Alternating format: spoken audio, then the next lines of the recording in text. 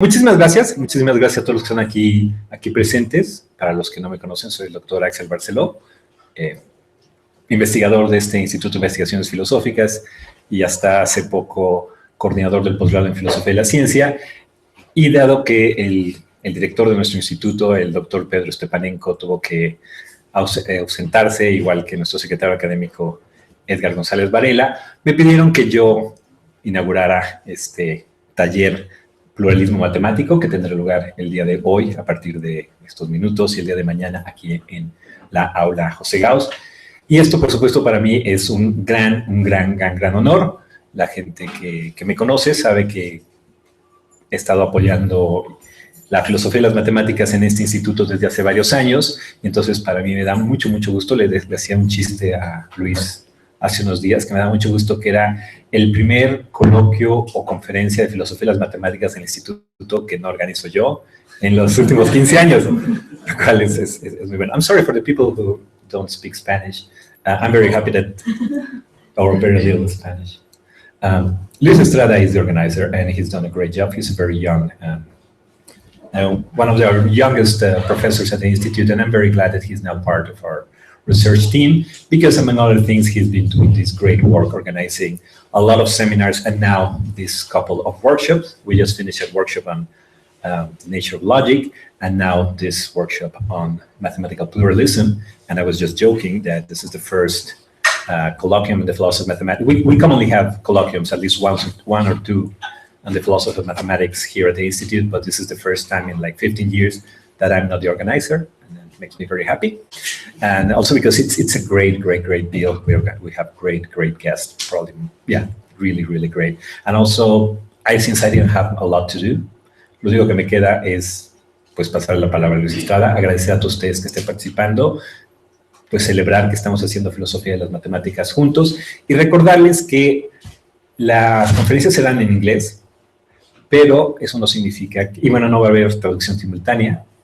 No tenemos muchos recursos, pero si ustedes tienen algún problema para entender cualquier cosa, por favor, no les dé pena pedirle a los que están presentando que clarifiquen las cosas o que hablen más lento o cosas por el estilo. También si tienen alguna pregunta, están bienvenidos a la sección de preguntas y respuestas en hacerla en español y nosotros trataremos de comunicarles su pregunta y luego traducir del español al inglés. And I also would like to remind our native English speakers that we are not. And so would you be able to please speak slower than usual and try to be even more clear for us, please. Okay, so this is now Luis Estrada. Gracias, Axel. Gracias por cumplir este rol de inaugurar el evento. La tragedia me persigue y ya hubiera sido el segundo taller que no tenía inauguración. Ya no tenía inauguración oficial. Entonces, muchas gracias por eso.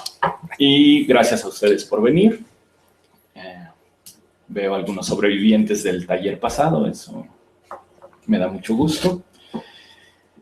Y, bueno, no estoy particularmente feliz de ahora organizar estas cosas que organiza mejor Axel. Entonces, ya veremos qué pasa el año próximo.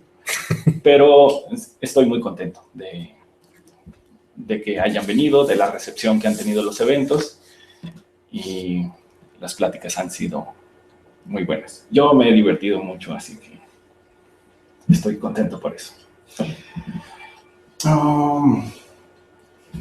Dado que me están grabando, agradeceré a las autoridades que no están presentes, a Edgar, porque aunque no vino a inaugurar, me ha ayudado mucho.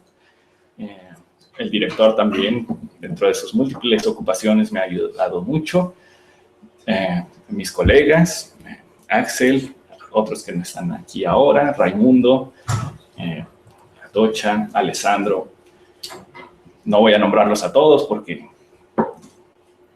me tomaría mucho tiempo, pero les agradezco a ellos. Y ya saben también que a los estudiantes asociados, también son mis colegas, también me han ayudado mucho y se los agradezco. Espero que disfruten esto tanto como yo. Es lo único que quería decirles. Y por último, ya para entrar en la acción. I want to thank the speakers for joining the workshop. I'm glad you accepted the invitation and that you are now here. I'm pretty sure the talks and the discussion will be great. So it's now your time. Welcome.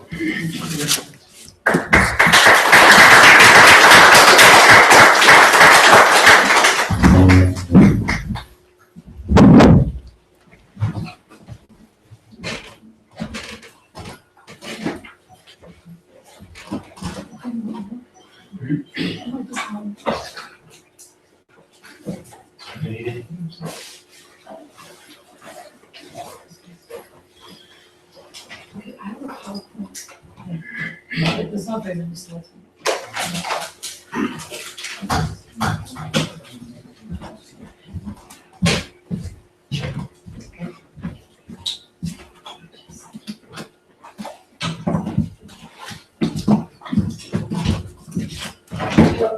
Who's looking for You are. Oh, yeah.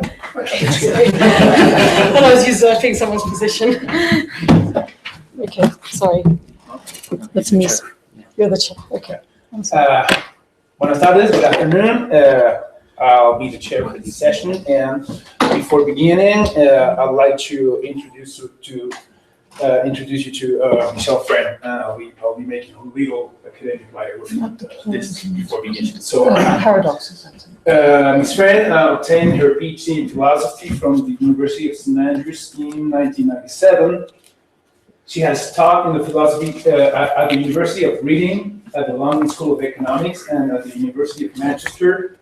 She's currently an associate professor at George Washington University. His Friend's areas of expertise include the philosophy of mathematics, philosophy of logic, the philosophy of science, metaphysics, epistemology, the philosophy of language, philosophy of ecological economics, and the philosophy of computation. She's the author of 2 books in the philosophy of mathematics, Introducing Philosophy of Mathematics, published in 2007, and Pluralism Mathematics, published in 2014, as well as of several papers published in specialized journals such as Synthèse and Studia Logica, and in the periodic compilations such as the Logica Yearbook. Some of the philosophical topics she has delved into are logical and mathematical pluralism, structuralism, the foundations of mathematics, and the philosophical aspects of mathematical proofs. Ms. Friend has been invited to deliver keynote speeches in several universities, such as the University of St. Andrews, the University of Montreal, the University of Amsterdam, and the University of Rio Grande do Norte, among others. Without further ado, I now hand over to Ms. Friend. Thank you very much. Okay, thank you. So I'm very pleased to be here. I'm very excited to be in Mexico. It's I was here once, but I was 4 years old, so I didn't form a very strong impression of the place, although I'm sure I enjoyed it. So it's very exciting for me to be here, and thank you for inviting me. And I think that because it's organized in such a way that there's a lot of time for discussion, I think this will be very good. All right, so I'm very sorry that I have to read out my paper. This is partly so that I get the words in the right order and I don't run over time. But I will try to speak slowly and in a way that everyone can understand. Because we have a lot of time, if you have any questions, do ask. And don't hesitate. All right, so I'm starting out with a sort of pre-introduction. Before setting out any particular arguments, let me remind you or tell of the levels of theories, mathematical and philosophical. This will be important for what I say in this presentation. So there's a lot of information on the slides, but I won't go through very many of them. So they'll be up for quite a long time, each of them. And I hope you can all see the bottom of them. Right, so there are statements in mathematics and philosophy at least 3 levels. At level 1 in mathematics, we have theorems, proofs, calculations, transformations, and so on. At level 1 in philosophy, we have we propound the content of a theory. So if you're a realist, you say something like the number 4 is real. At level 2 in mathematics, we talk of theories. We might compare theories or individual results, keeping in mind the context or the theory in which the result is couched. At level 2 in philosophy, we make statements about traditional philosophies, or we compare traditional philosophies to each other. So we might say fictionalism is an anti-realist position with respect to the ontology, which is different from realism in ontology and in realist philosophy and mathematics. We can mix mathematics and philosophy at different levels.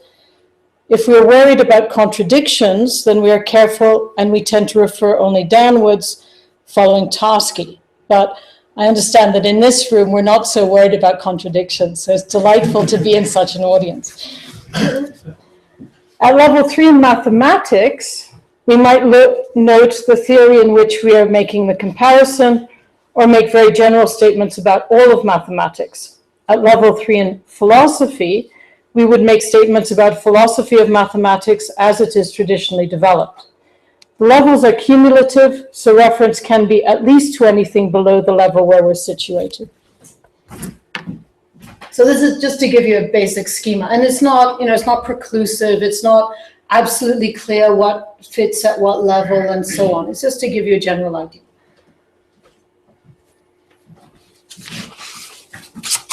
So third level pluralism. This is what I'm going to focus on right now when I talk about these paradoxes.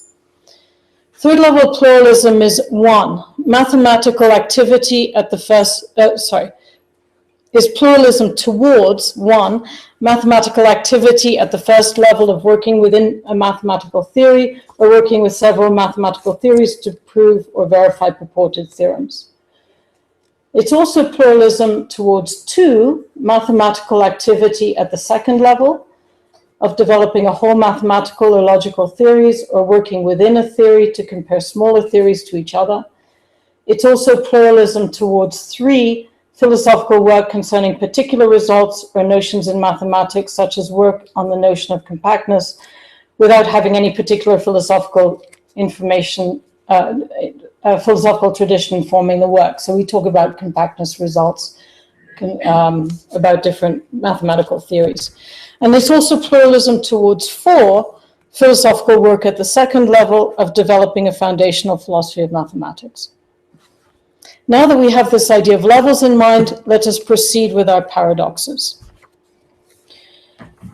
So now that was the pre-introduction. Now I start with the real introduction. In this presentation, I shall look at 3 types of paradox which attend pluralism. The external paradox, the internal paradox, and the transcendental paradox. The first 2 are relatively easy, so that will be a sort of warm-up. And the transcendental paradox is hard. The external paradox is generated from the following question. If we are tolerant towards other positions than our own, so think about a moral, tolerant person who, likes the other moral systems or something. Then if the other position is intolerant of ours, should we be intolerant towards ourselves by transitivity of tolerance? Whoops, I'm missing a page. Where did the page go? Here you go. In more detail, if we claim to be tolerant, then we accept that other positions are to some extent correct. Say we find a position that is dogmatic, so is intolerant towards our tolerance. But we are tolerant, so the intolerance towards us is correct, and we should give up our original position. If we decide that the position is incorrect, then we've failed to show tolerance. So that just gives you a rundown. I'll go in quite a lot of detail through that paradox. The second internal paradox will be relatively quick to deal with. It's generated within pluralism. The pluralist wants to show tolerance and interest in other positions, but he is also insistent on certain issues of protocol or attitude. Is this not itself dogmatic and therefore intolerant? The external and internal paradoxes are solved in a relatively benign way. The transcendental paradox is generated by developing the enclosure schema, which Priest developed in 2002. This is a paradox at the limit of thought, and it is by deploying this paradox that the pluralist transcends his own position. The solution to his paradox is non-standard and so controversial. Okay, so that's a rundown of what I'll be dealing with. But before I actually talk about them, I'd like to talk about the notion of a solution. What counts as a solution to a paradox? The word aporia might be better. I don't know do I have that word up there? No. Okay, so this is nice, one of those fancy Greek words, which Rescher uses. So in Greek, aporia literally means an impasse, a blockage, where there's no practicable way to go forward. The word eventually came to characterize anything, situation, and even person who is difficult to deal with. So you say, you aporia, you. It's a wonderful insult. In philosophy, it came to mean puzzle, a perplexity, an intractable, or at least a deeply problematic issue. Sometimes we use the word antinomy for a solvable paradox. But I shall use the word paradox as ambiguous between having a simple classical solution and not having such a solution. And also the word paradox is much more popular. You know, there are a lot more books that are titled paradoxes or blah, blah, blah, you know, paradoxes in language or something, rather than antinomy or aporias, right? No one would buy a book called aporia. So for the purposes here, I use the following definition. Paradoxes are thoughts or ideas represented by sentences. Again, this is just a simplification, so one could change that aspect of the definitions just to make things clear for the talk, which upon initial analysis appear to be both true and false, or appear to be leading to a contradiction of some sort. I.e., they're a puzzle, and what I mean by some sort is that they are a puzzle, perplexity, they're intractable, or at least deeply problematic. To understand this better, I shall develop the notion of analysis and appear to be, as they are used in the above definition of paradox. As I have defined them, paradoxes are not necessarily insoluble. The reason for leaving the ambiguity is to reflect sensitivity to several ideas as to what can count as a solution. If we leave the field open, then solutions might not be quite as we expect. Sometimes we can discover, or only on further analysis, that a paradox was only apparent and it is true and not false, or it is false and not true. These are the simple cases. At other times, such as when we look at the set theoretic paradoxes or some of the semantic paradoxes, we end up in a consistent tension between two poles or attitudes, right? The liar sentence is both true and it is both false, and we just seem to be in that tension. Our finest logical analysis and reasoning bring us to the conclusion that such paradoxes are both true and false. In these cases, if we also assume the validity of ex contradictione quodlibet, we think of the paradoxes as bringing disaster, which is hardly a solution, right? So this is ruled out as a solution. Therefore, in these cases, we are motivated to abandon the theory or modify it in some way. For example, Frege did both. He tried to replace Basic Law 5 with another law. This was what we might call a modification to the theory. When he found that the new proposed law was also led to paradox, he abandoned the project of founding arithmetic and logic and was probably quite depressed because he didn't put pen to paper for 14 years. And he restarted the project very differently. He wanted to found arithmetic and geometry. So he just more or less abandoned everything. More generally, so let's talk about what modifications are. We could, one, find a culprit axiom and change it. For example, we might readjust the naive comprehension axiom in set theory. Or two, we might change the background metaphysical assumptions.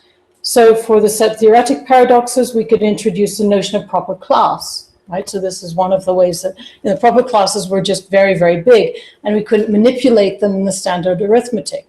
And they're either paradoxical or they're very close to it. They just sort of flirt with paradox. But we keep them a little bit different because there are certain things that we can't do with proper classes that we can do with the sets. In the semantic case, we have a perfect example. In Tarski, he suggested that we restructure our languages so that certain interpretations of paradoxical sentences are forbidden. We organize our languages into a hierarchy and stipulate that we may only attribute truth or other semantic properties to a sentence at lower level in the hierarchy. Such solutions are now commonplace. However, there's a fourth possibility. Instead of adjusting or modifying our theory or changing the metaphysical background assumptions or changing the structure of our theory or how we think about our theory, number 4, we can reject ex contradictione quodlibet and accept the paradox, since without ex contradictione quodlibet, contradiction does not bring disaster. In this case, we do not treat paradox as a disaster, but as a feature, such as a dialetheia, an idea that is both true and false, a true contradiction. In the last section of this paper, I shall discuss this more radical solution to the paradoxes. In sections 3 and 4, I discuss the 2 paradoxes of tolerance. One paradox of tolerance I call the external, and the other one is the internal paradox. The motivation for the name external paradox is that the paradox is generated by looking at a non-pluralist theory. In contrast, the internal paradox is generated by looking at pluralism itself. So we're moving on to section 3 now. The external paradox. This is going to be a bit long. The next section is actually quite short, so don't despair that the next section is going to be just as long as this one. So the external paradox, again, this is very typical from moral theory or tolerance in politics or something. We want to be tolerant towards other societies, but then other societies, maybe they have a very vicious side to them and they start to destroy our own society. So then we wonder how to cope with that.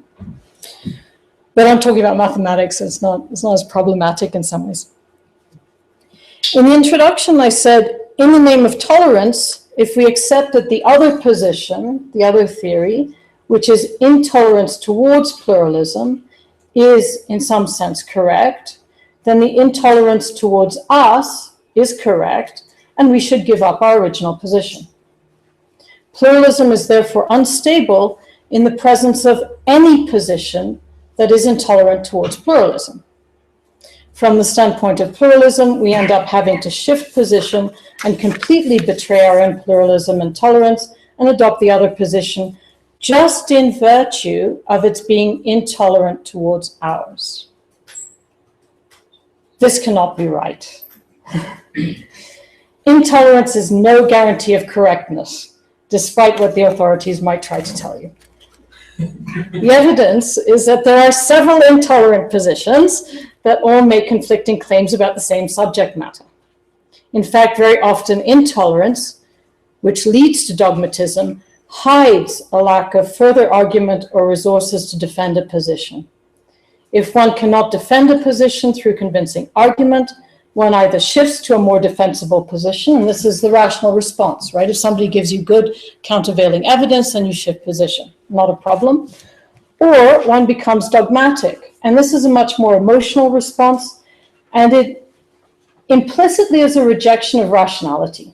It's a rejection of trying to negotiate or reason. So then one starts posturing and insisting, maybe resorting to force. Thankfully, this last is rare in mathematics and philosophy.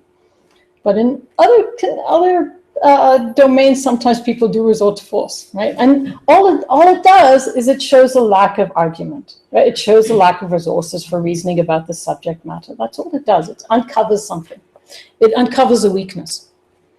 This is not to say that dogmatism or insistence is always wrong. It can be justified for practical reasons. One might resort to dogmatism because one's interlocutor is simply not bright enough within some time constraints to appreciate the point one is trying to communicate. If we set aside concerns about time constraints, lack of resources, and level of mathematical or philosophical sophistication of an interlocutor, then dogmatism indicates not correctness, but a lack of rational persuasive resources. Let's move to the specific case of dogmatic philosophies of mathematics. There are two types, monist philosophies and dualist philosophies. A monist philosophical position is one that claims that a particular mathematical theory is the foundation for all of mathematics. There is then a program to work out which parts of what is considered to be mathematics by the institution of mathematics, i.e. academics, publications, and so on. So the institution means the whole practice of mathematics. Which part of this is reducible to or representable in the foundation? Everything we cannot reduce to or represent in the foundation is excluded from being mathematics, right? So that's the sort of typical foundational program. Once we adopt such a position, we make mathematical and philosophical claims at different levels. At the lowest level, so remember the slide on the levels, at the lowest level we have claims strictly internal to the theory. We have theorems of a mathematical theory or principles that characterize the philosophy. So for example, 2 + 2 = 4, or addition is commutative, i.e. A + B is equal to B + A. Are examples of them on the mathematical side. An example on the philosophical side is since numbers are objects of our foundational theory in mathematics, their existence is independent of our conceiving of them. So that's just all that we mean by saying that numbers are ontologically real or independent of us. The paradox of tolerance will not arise at this level. So this is fine, and the pluralist is perfectly happy with such comments. It will arise at the next level where we meet claims comparing our foundational theories to others. So again, in comparing our foundational theories to others. Examples of claims at this level are first-order arithmetic has non-standard models on the mathematical side, or on the philosophical side, realism is the correct philosophy, so that becomes a dogmatic claim. Logicism is an unstable position. Fictionalism is complete nonsense, or fictionalism is rejected by mathematicians. All of these are examples of such statements that the pluralist might have some difficulties with. It is at this level that we find the intolerant claims, such as ZF set theory is the only possible or the only admissible foundation for mathematics, and one does actually read such claims. In other words, at this level, we might make a claim to the effect that our mathematical theory or philosophical position is the only correct or true one. That is, the dogmatism is internal to or comes with part of the theory, and so it directly depends on our first accepting the theory. Such statements preclude other positions. In particular, they preclude pluralism, and the pluralist faces the external paradox. What do? We move up to the third level, right? So it's nice to have these levels. Climb. So we consider the status of the dogmatic claims from the higher perspective, that of contrasting the dogmatic claims to the pluralist claims, or even contrasting the dogmatic claims to each other. So one position holds that their foundation is true, the other one claims that their foundation is true. Well, at most one of them is correct, possibly both are false, so what do we do about this? And so now we're occupying that third level.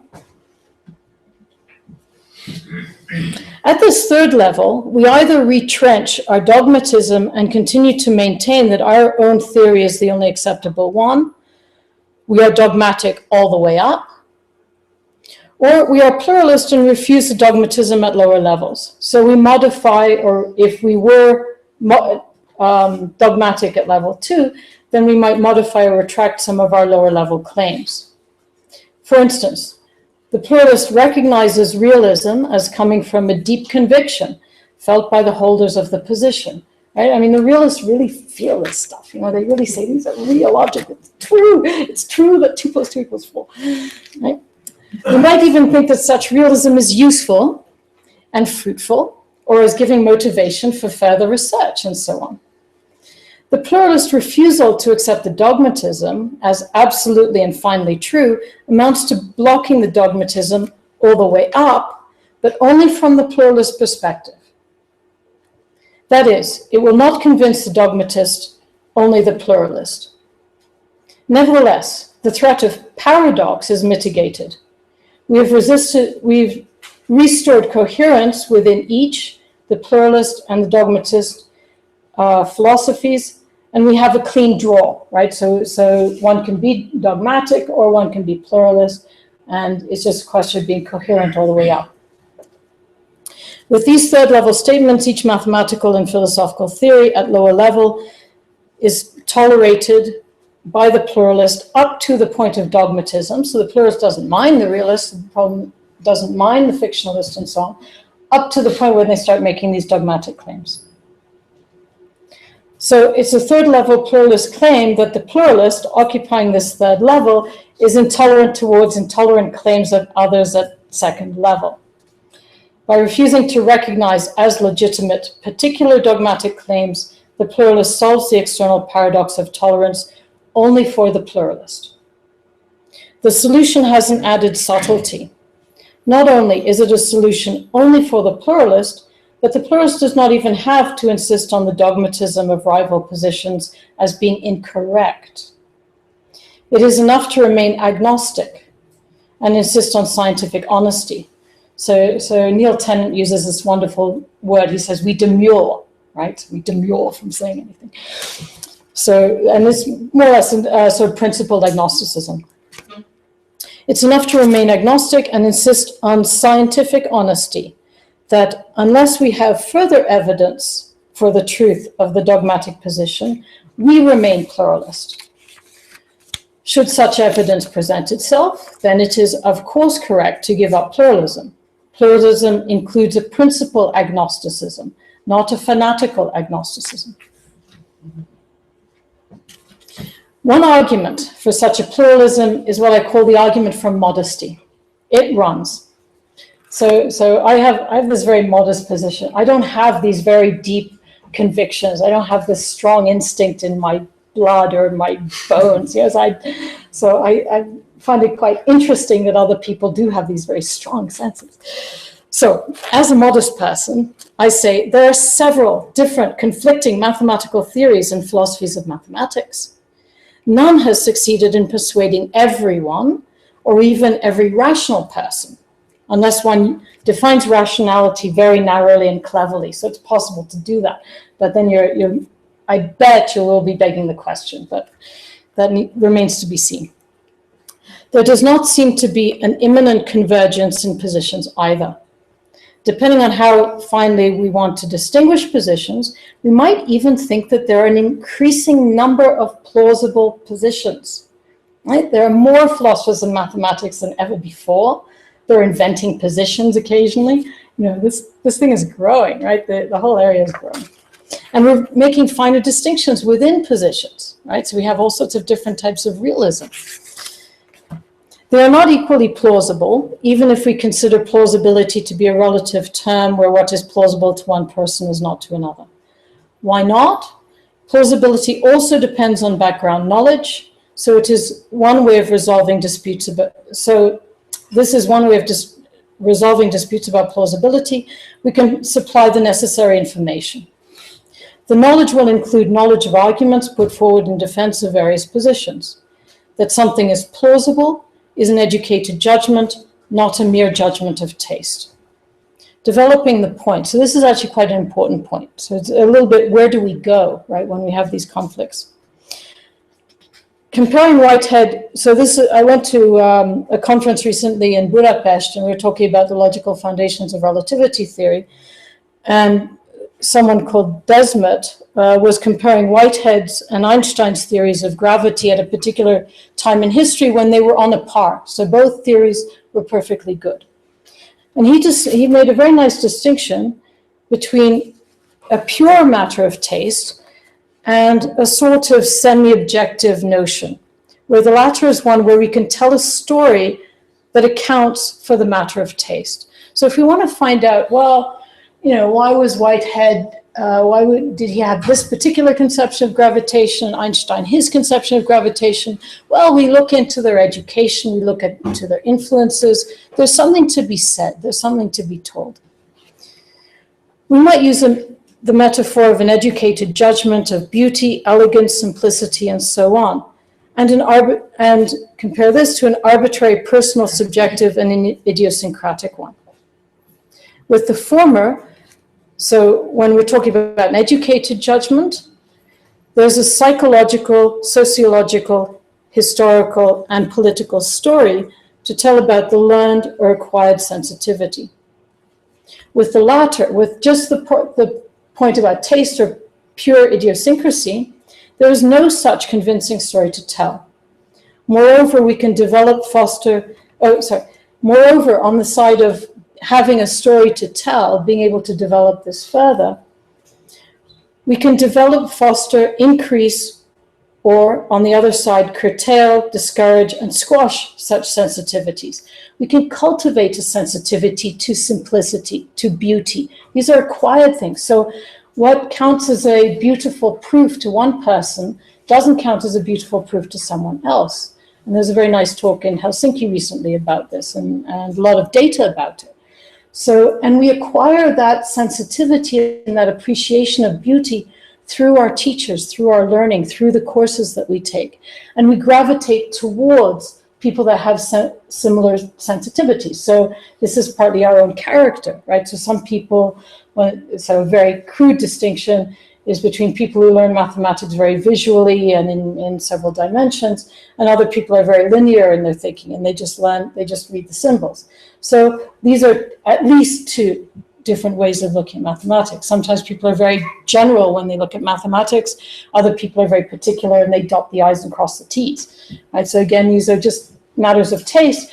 And as somebody with one of these tastes, you gravitate towards the people that teach you these things and help you with cultivating that even further and refining it even further. The distinction between what counts as purely idiosyncratic and something with a story to tell is, of course, a fuzzy one. Right? So there are people that are more inventive might be able to find a story to tell, even though the person who just says, look, I'm sorry, but it's just simple and I have nothing more to say. Someone creative might be able to attribute reasons for calling it simple, or might be able to say more about what that means. So returning to the metaphor, returning from the metaphor back to our judgment of plausibility of a philosophical position, we can partially rank theories or philosophies. One is more plausible than another through argumentation and by increasing our knowledge and considerations by telling the story. But even amongst the most educated, so I'm continuing now with my argument from modesty, even amongst the most educated, we do not have convergence concerning ranking. Future arguments and future information might lead to convergence, divergence, or convergence followed by divergence, divergence followed by convergence. We simply do not know. Therefore, we have no rational basis, nor authoritative basis, based on amounts of education and so on, upon which to make a final choice for one dogmatic philosophy. The pluralist, so where does this come from? So once we have this sort of modest position that we're really not sure, we're sort of agnostic in this very principled way. What does the pluralist think? Well, the pluralist is aware that he's located in time. Right now, while he is a pluralist, he is not convinced by one dogmatic theory. Otherwise, he ceases to be pluralist, and this can happen. Again, with enough information, you might change your position. Thus, one can change from pluralism to a dogmatic theory and back again, right? And this will happen over time. It happens with stories, with considerations, with exposure to different ideas, and so on. Taking into account this possibility, this possibly temporary aspect of pluralism, the pluralist is someone who, while being called a pluralist, demurs from making a choice and accepts all of the plausible theories, mathematical and philosophical, as plausible theories. The pluralist may then rank them according to comparative degrees of plausibility, or better, we simultaneously work on the measure of plausibility, right? In what sense are we thinking this is plausible? We work to be explicit about the respects and measures by which one theory is more plausible than another, and then work to come to determinations about those respects and measures through critical argument. The upshot, once one has adopted the pluralist position at third level, is to accept a position at second or first level in the philosophy of mathematics, but excuse the dogmatic second level claims about correctness or absolute truth of the non-pluralist theory. So again, it's just, we tolerate the position up to exactly those words. Once people start to become dogmatic, we sort of, it's an English expression, you excuse those ideas. For such a claim is thought to be premature, and the pluralist counters dogmatic claims of a theory by pointing out the existence of alternative theories and running the argument from modesty. Note that pluralism is not dogmatic. Instead, it is principled. That is, upon examination of a position and in light of serious and open critique, one might well decide that one position is more plausible than all the rest, and that the measure of plausibility is a perfectly good one. This is an open possibility. In this case, the pluralist should adopt the position and give up pluralism. However, he will do so in an open-minded way. That is, he will always be willing to change the position, change his mind in light of countervailing evidence. Even the judgment that X is the most plausible philosophy of mathematics is reversible. The judgment is indexed or ultimately depends on knowledge and a set of arguments. So to sum up, the pluralist solution to the external paradox is nuanced and it is partial. So it ends up with a draw against the dogmatist. But the paradox is sort of gone, right? Because there are ways of dealing with this, there are ways of carrying on the conversation that are not problematic. But they're not ways of convincing someone else, unless they're convinced by the modesty argument. Oh, hold on. Oh, where am I? What's the argument for modesty? Sorry, I missed that slide. I'm sorry about that. Anyway. All right, the internal paradox. The internal now again, this is a short section. So, and again, this is a relatively easy paradox. The internal paradox of tolerance comes from the idea that the pluralist wants to show tolerance and interest in other positions, to learn from other positions, to entertain them seriously. But he also insists on certain issues of protocol or attitude. He insists on a fair, honest, and rational open-mindedness. Is this not itself dogmatic and therefore intolerant? Since this is so, it would seem that pluralism is dogmatic in this respect. Uh-oh. We witnessed this in the preceding section too, when we implicitly insisted that if we, from a pluralist position, one comes across an overwhelmingly plausible non-pluralist position, then one should adopt that position, right? That's how I ended the last section. Moreover, one should adopt it in an open-minded way, I said. Oops. That is, in the spirit of revisability. And I said that that was rational, right? So I'm being dogmatic here. How can a pluralist defend a theory or philosophy even temporarily, right?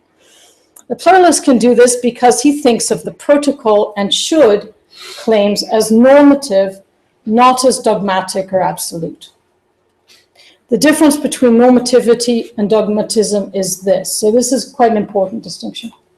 A norm sets a standard, right? So sometimes it's a statistical standard, sometimes it's just a moral standard. You just set a standard. So it sets a standard of behavior or of attitude. In contrast, a doxa is not merely a standard, but is an absolute set of rules. They have to be obeyed blindly. whereas normative claims are ideals of behavior to which we aspire or which we seek to follow. Both adhering to them and following them requires judgment and experience. Remember the stories I was talking about before. The particular norms advanced by the pluralist are common to philosophical practice. This is why so many philosophers are quite pluralist unbeknownst to themselves. They will defend a position until it becomes clear that they should renege that position. Then they change their minds if they're being rational, so I say. Dare I say that ultimately Frege was a pluralist. So I just throw that out for discussion. They will agree to the protocol as norms and not as doxa. And it is in this spirit that the pluralist urges the philosopher to consider these protocols and attitudes. Looked at this way, our threatening internal paradoxical tolerance dissolves into a banality. When debating a theory or a philosophy, we have to keep some goalposts steady.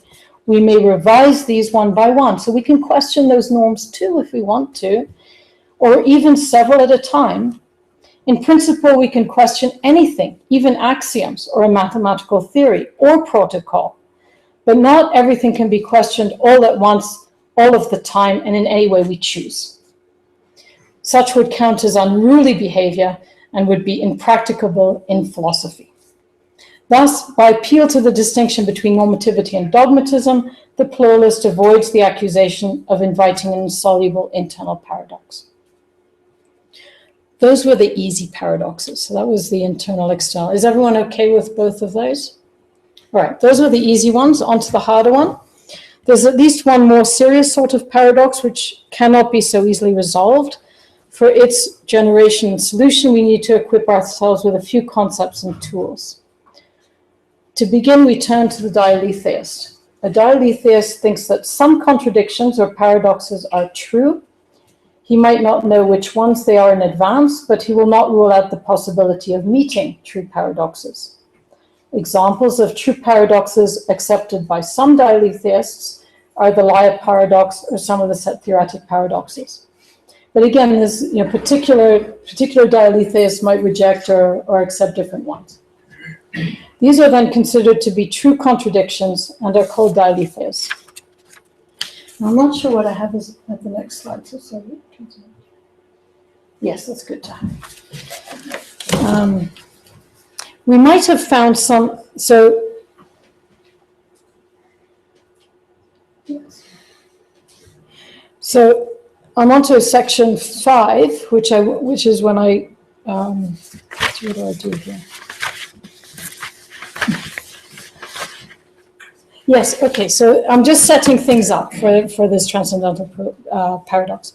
We might have found some resolutions to the paradoxes of tolerance, the external and the internal paradox, but we suspect that there might be other paradoxes facing the pluralist, not least because he entertains, discusses, and takes seriously not only pairs of theories that contradict each other, but also quite disastrous theories, such as trivial theories, and there's one that considers trivial theories in this room, or logically outlandish theories, such as one with a relevant logic underlying them. And I'm sure there are people in this room that occupy that outlandish position.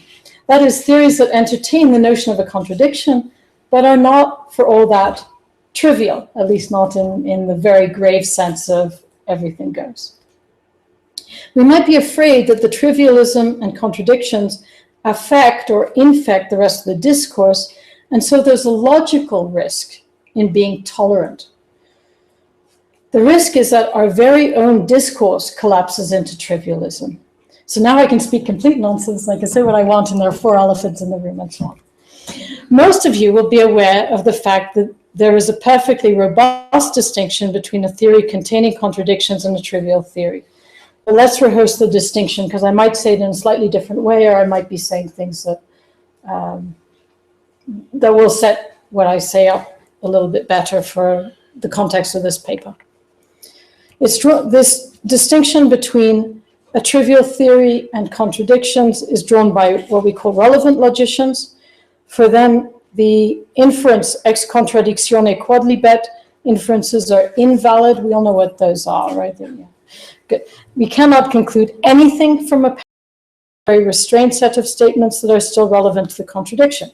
For example, if our domain includes a round square, so we're reasoning about round squares, we are allowed to validly conclude that it is round, or that it is not only round, or that it is square, or that it is not square, or that it is both round and square, that it is square and not round, that it is an impossible object, etc., provided we have linguistic resources in the theory to express all of this. In contrast, we may not conclude that Mexico City is on the moon.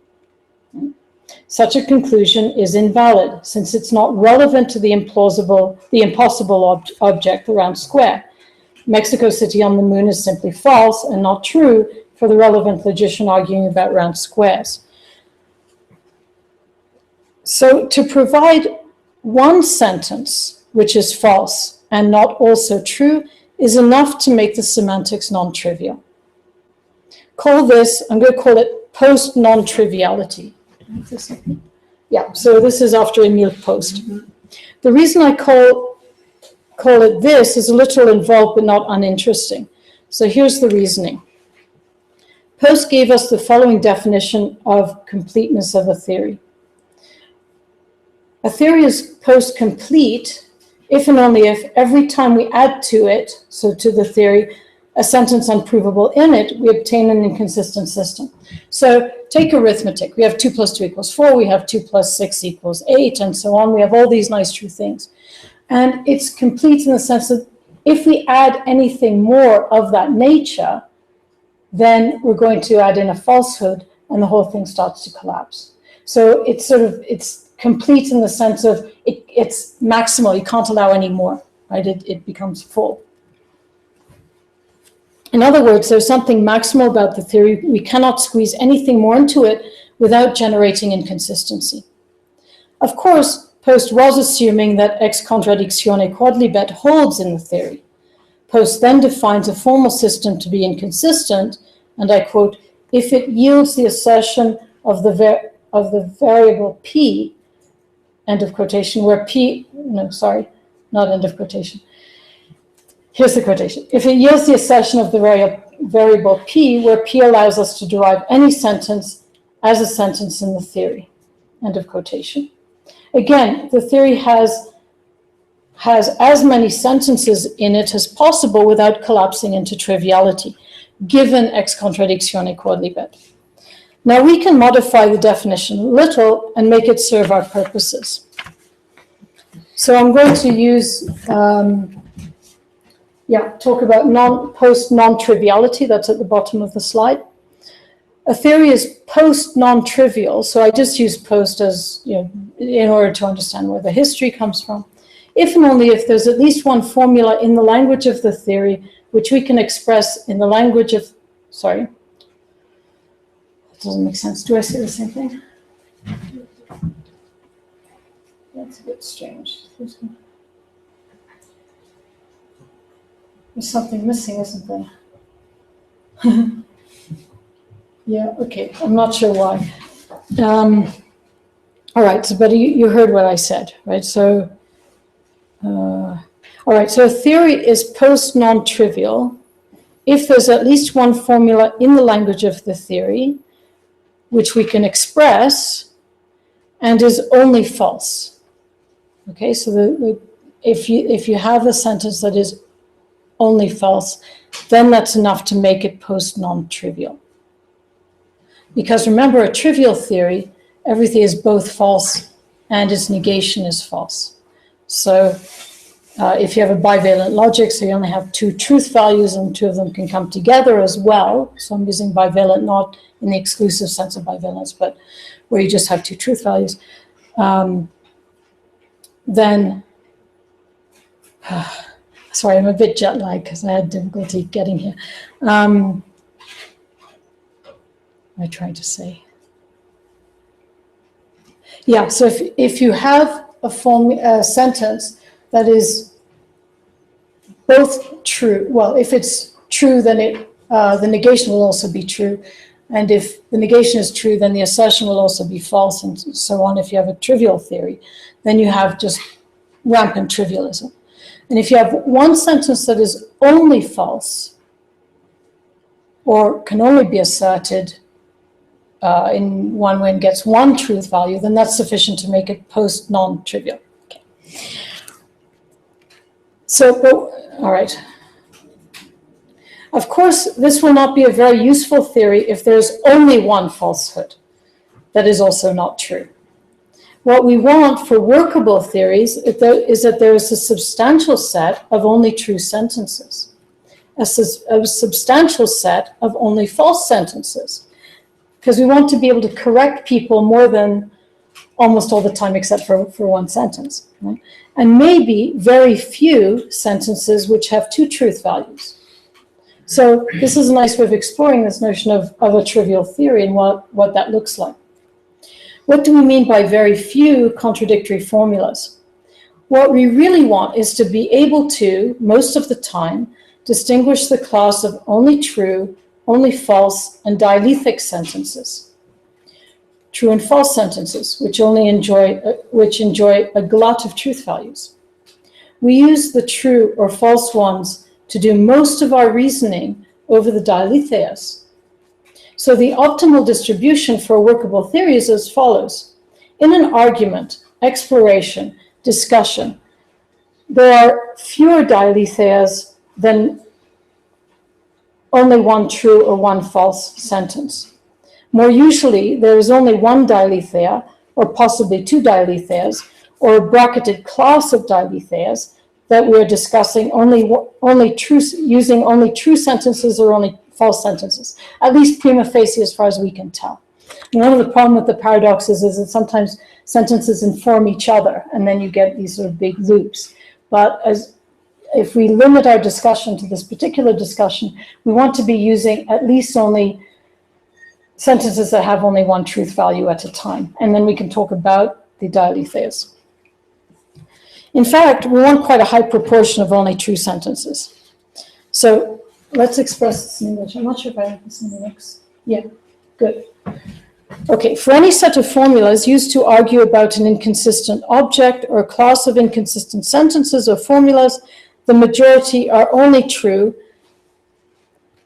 At most, a minority are only false, and the inconsistent objects or class of inconsistent formulas is bracketed off, mentioned and not used for the purpose of argument. Call this a locally consistent argument or set of sentences about contradictory objects or theories. So I picked up the word locally consistent from a talk recently by Abramsky, who's interested in quantum logic and quantum theory. And he was talking about locally consistent arguments, and he has a sort of topology that he imposes on the arguments where he works out where the contradiction is going to arise in quantum mechanics. And as a scientist, as soon as he gets very close to that, he wants to back down from it, right? So he wants to stay consistent within his theory. So he's well aware that there are contradictions in quantum mechanics. And the point is, as a scientist, you want to stay on one side of that inconsistency. As a philosopher, we might be very interested in what happens on the other side, or what goes on.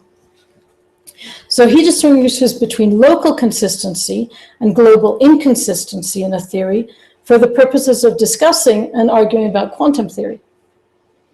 Here we have been a bit more tricky than Abramsky, since we are specifically using consistent arguments to discuss inconsistencies. This all sounds fine and looks like a description of how it is that logicians and philosophers, in fact, do discuss contradictions, paradoxes, and inconsistencies, right? So if you look at any textbook on paradoxes and inconsistencies, the presumption is not that every sentence or the majority of sentences being used in the text are inconsistent, right? They are consistent within particular arguments that are about the questionable phenomena. In fact, in exactly this way, logicians and philosophers treat paradoxes as a feature, not as a disaster. As long as arguments about paradox take this form, we should be all right. Have we really averted the problems? Unfortunately, this is not enough. we have not abated the transcendental threat. The situation is much worse, and it's going to get worse, even 2 times worse. The problem comes when we apply the enclosure schema to our pluralism. This is a formal schema for generating paradoxes.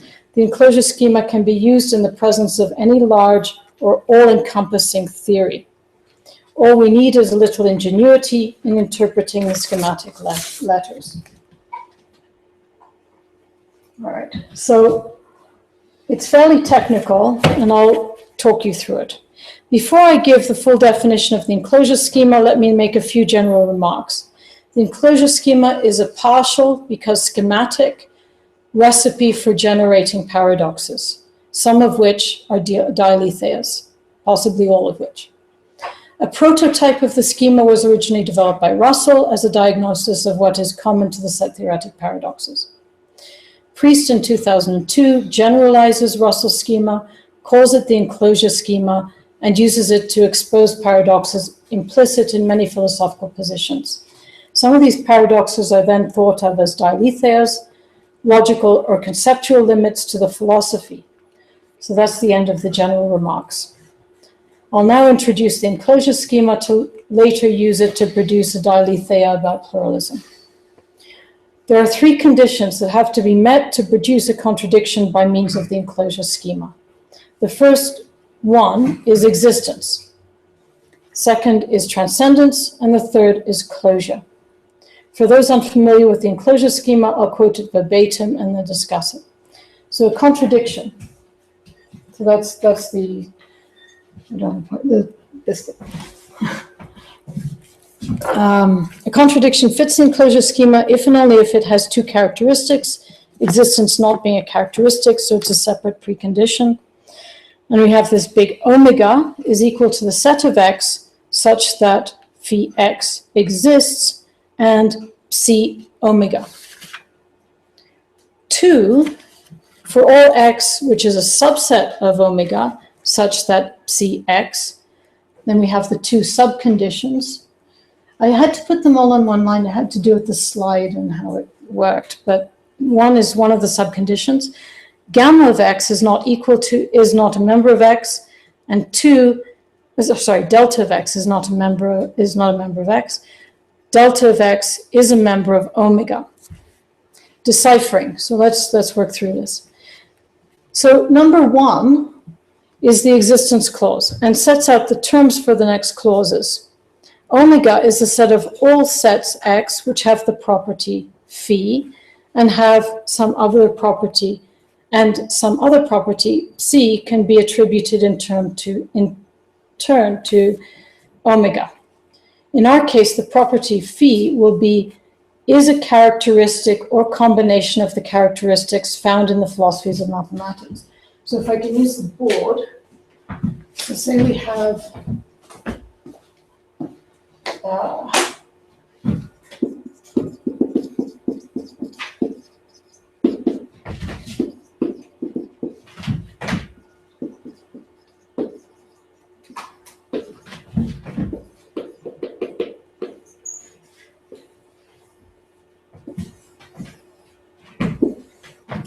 so if we have 3 more traditional philosophies of mathematics, so these are not pluralist philosophies.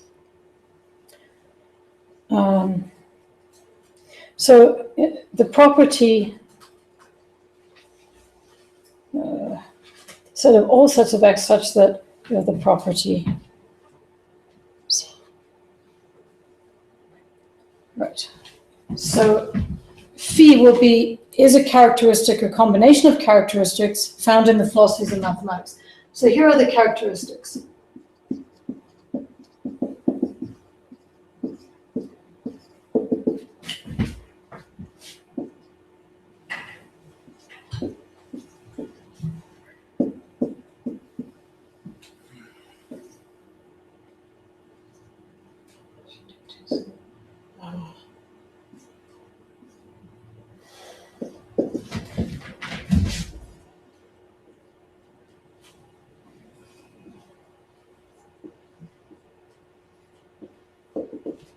Okay, so those are the characteristics.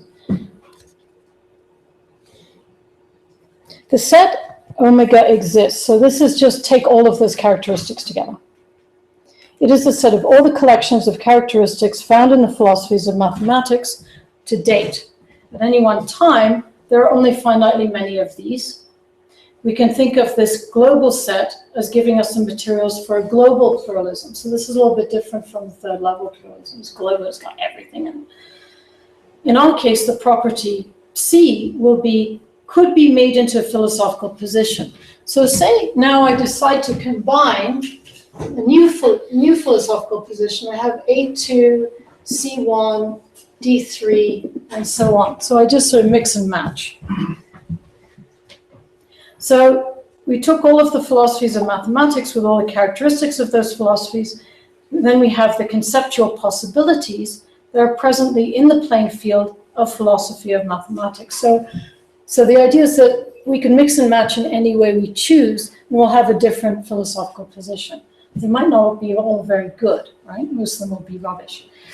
We implicitly have lots of new philosophies of mathematics, right? So now the worlds have exploded. Now we have research program, we have lots of PhDs coming in. For example, we could combine naturalism with fictionalism. I had a talk recently that did this. And all sorts of glorious and wonderful positions.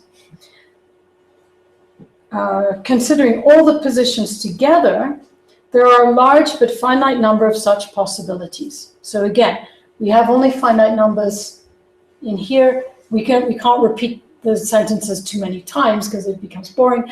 So, or only a finite number of times. So we end up with still a finite number of possibilities. Reasoning over this whole set of possibilities is exactly what I've been doing and call the position from which I'm doing this global pluralism. So that's my big omega. So I'm sitting in this global pluralist position talking about all those possible theories, about the whole field of play within which we can generate PhDs in philosophy of mathematics.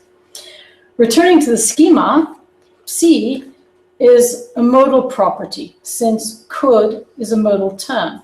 There is no guarantee in advance that whatever could be made into a philosophy will be an interesting, strong, or stable position.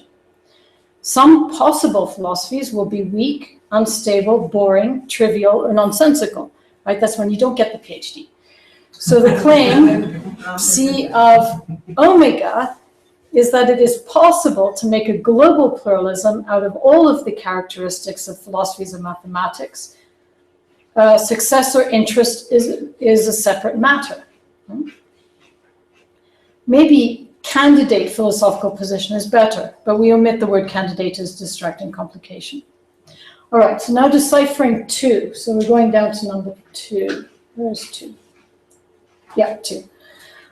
We start with the subsets X of omega, i.e. all of the second level philosophies of mathematics and all their combinations, plus third level pluralism, and so on up to global. The subsets X are potential philosophies. These can be scrutinized in the light of pluralism, since many of these are made up of combinations of other philosophies, monist, dualist, and suboptimal, optimal, maximal philosophies, and so on. Some combinations of these will lead to nonsense, such as fictionalist theories, a fictionalist theory which is combined with a philosophy which is realist in truth value and is classical. So that's when you end up with a sort of trivial theory. Such a combination is nonsense because it is sort of globally trivial. Both fictionalism and realist in truth values philosophies that are classical endorse ex contradictione quodlibet, and therefore the combination results in a trivial theory. Optimal here refers to the distinction between optimal and maximal pluralism. An optimal pluralist is a pluralist towards successful mathematical theories, and success is measured in a certain way, as being accepted by the mathematical community and being describable as a structure of model theory, for example. So Stuart Shapiro's, he considers himself to be a pluralist because anything that fits a structure of a certain sort then ends up being a viable mathematical theory.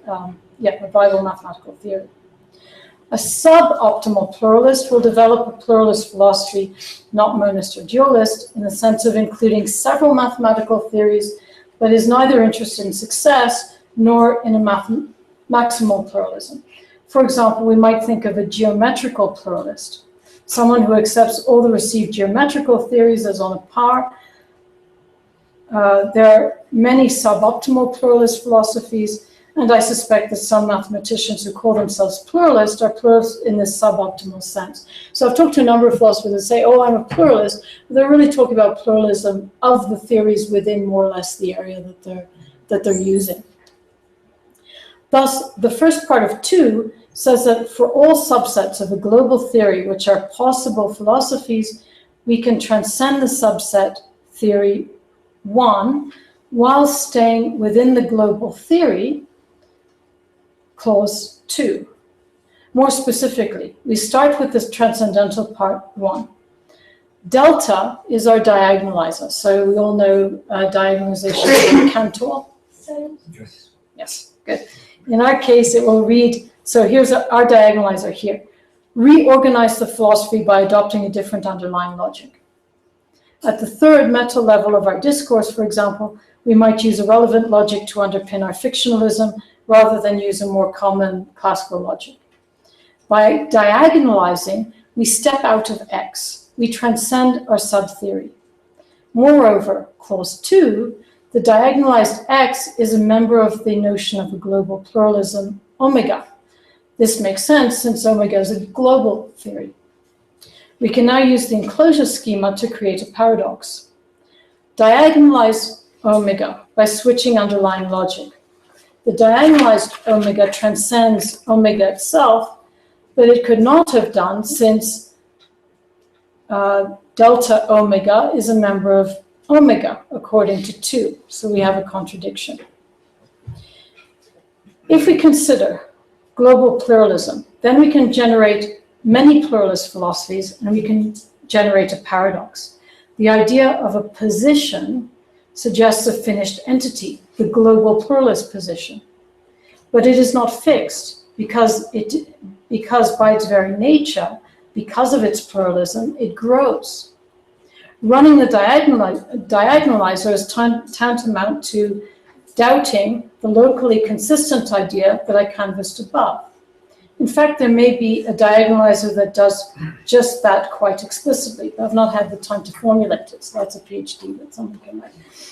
Nevertheless, this might be an easier way of thinking about giving an instance of the enclosure schema. So call the paradox generated by the explicit diagonalizer suggested above the transcendental paradox. Since we can think of other diagonalizers, this becomes a family of paradoxes. So I'll return to this in a moment. So let's just stay with what I call the transcendental paradox, which uses the one diagonalizer, change your underlying logic. What are we to make of it, of this transcendental paradox? First, is it a dialetheia, i.e., is it a true contradiction? The paradox we have generated using the enclosure schema gives some philosophers and logicians a reason to find global pluralism unsavory because dialetheic. Nevertheless, unsavoriness is not a principled reason for ignoring the theory by our own pluralist precepts, right? This is the dogmatism I talked about with the internal paradox. Therefore, we should, normative should, consider it if we have the time and the energy. So let's entertain the idea that it is a true contradiction. The next problem is how to cope with true contradictions of this type. The reaction of finding global pluralism unsavory is a conditioned reaction. So now I'm starting to tell that story that I was talking about before. It is conditioned by our upbringing in classical logic. In the literature, there are enough arguments supporting the thesis that this particular aspect of our upbringing is not feasible, and I refer the reader to these. So Priest in 1995, 2006, and so on. Overcoming our upbringing, or turning to other traditions, we can think of global pluralism as an extensionally growing philosophy. It is not, for all that, intentionally growing. And that's intentional with a T, right, in terms of my intentions towards things. Although it is intentionally growing, intentionally with an S, it's growing because the mode of presentation changes. The intention with a T is fixed. That is, global pluralism is an intention, again with a T, to entertain, to evaluate any proposed philosophy of mathematics, including ones made from a combination of others. The task cannot be completed, and we have no guarantee that we can ever reach a final decision. The best we could cope for is relative stability. For this reason, global pluralism is not as chaotic as it appears at first glance, since we take time to develop and evaluate philosophies. And there are only a small number of people who do this. So we don't want the community of philosophers and mathematics to grow too fast also, right? Because we can do things step at a time. So at any one time, we have relative stability. It is not the case that anything goes. Since we cannot see anything all at once, we are saved by a notion of time, process, or piecewise development.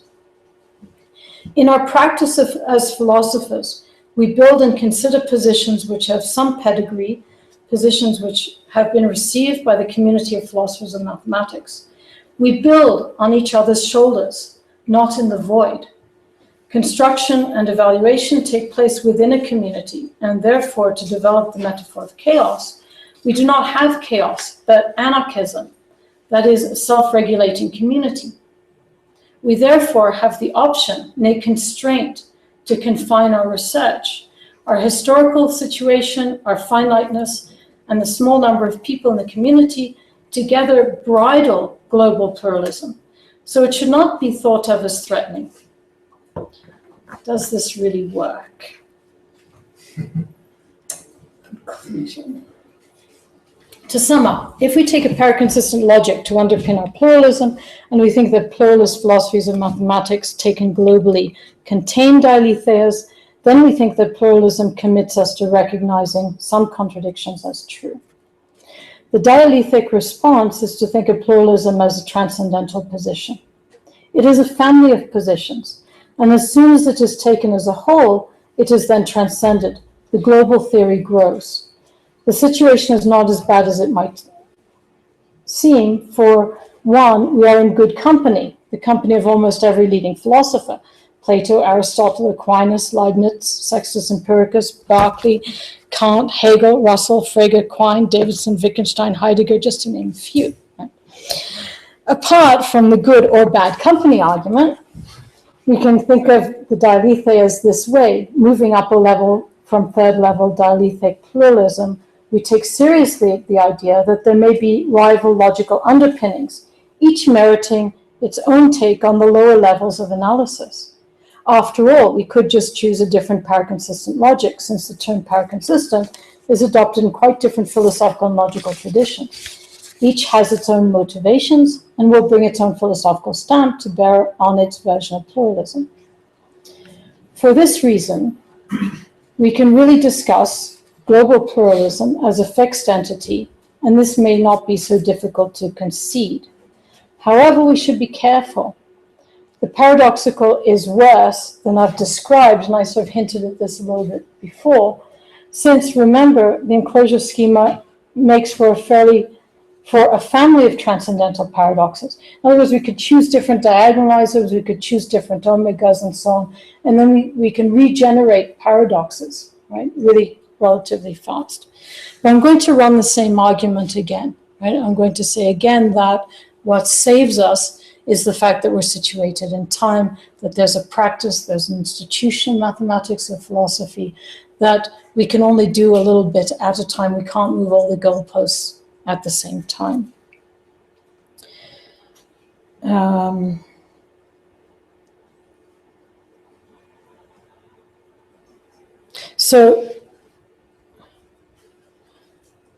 I wonder if I should say any more. I think I'll end right there. The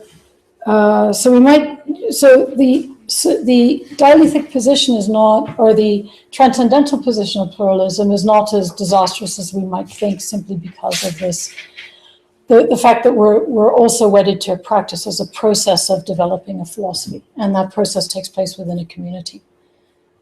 I think that's it. Okay.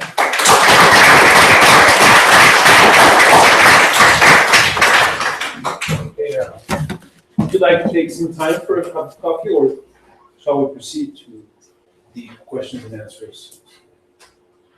Like an hour, right? So we should have time. To have a coffee if you like, I don't mind. As you wish. You're the chair. Okay, so let's proceed with the questions and answers section. Okay, so any question? Axel. Yes. And thank you for coming in. But I really like this Tetris and Delta solution, but I like a lot the way you also presented the dialectic since the beginning. That what pluralism are being tolerant about is about the ways of doing philosophy and ways of doing mathematics. But then you forgot about it and just started talking as these are things that could be accepted or rejected or true or false and things like that. Right, and right. It seems you have left the activity thing behind. Right. But if we bring it back to the transcendental solution, then it becomes even more appealing. Because of course we cannot do everything. So of course even if we were tolerant to all this position doesn't mean that by being tolerant we're doing that. So we're going to be doing a finite number, or we're going to only bring some characteristic for every decision we make or every theorem we prove and things like that. So if we think of it that way, then it's even more plausible. That's right. Yes, that's exactly correct. So yes, well done. Yeah, hi. So when you first started talking, I was thinking that pluralism was going to be some wacky view where Platonism and fictionalism both come out true or something like that. And then I quickly abandoned that. And I was listening to you, and I started thinking that the pluralism sounds like a methodological principle about how to assess views like Platonism and psychologism and fictionalism. And then the external paradox was, what do we do if we come on a view that's not tolerant? And I thought, well, pluralism is a thesis about views that are silent on whether to be tolerant or not, because they're philosophies of math. You could combine Platonism or fictionalism with a methodological view that says be intolerant. Right. And then you can just go, yeah, well, my pluralism is a pluralism about the philosophies of mathematics and how to assess them. It's not a pluralism about methodological views. That methodological view is just false. And I wasn't sure if that was actually your solution. I'm just saying what you said in different words, or if I'm saying something different. Well, stay tuned for the next talk, because I'm giving a talk on varieties of pluralism. And so I do discuss pluralism in truth value, pluralism in ontology, pluralism in methodology, as being sort of different axes upon which one might be pluralist. And this is more to do with the notion of optimal pluralism. So someone might decide that they are going to be methodologically pluralist. So they decide that different methodologies within mathematics are perfectly okay. Or they might be pluralist in truth value, so there are going to be different theories that are true or something. So there's a more subtlety to be added to that, yes. But that's a nice way of thinking about it. And I do often shift within pluralism to, I play a trick, right? So I'm not supposed to say that, but I do. So the trick is to, when you get into trouble, turn it into a procedure, right? So you then say, well, all right, so we have this problem. What do we do with it? Well, turn it into a process, turn it into a procedure, so that now, what's your first port of call? Well, okay, so we see this thing that's called a paradox. Well, let's try and get rid of it in the nicest way. We put some indices on it or something. Or we contextualize it, then we've gotten rid of it. But say it's sticky, right? It's really hard paradox. So then, so what do we do next? And then there are different options. So one of them is to adopt a relevant logic or a paraconsistent logic. And then they give us different methods of dealing with this. They have their own philosophical ideas. So, and then one of, this idea that I have of telling the story, that's again a sort of methodological principle. When you get stuck, start talking about the history and the psychology and the community or something. So I'm not sure. I mean, the goalposts start to shift in a funny way. And I don't have a strong story to tell about when that should happen. Does that help? Not bad. Any more questions?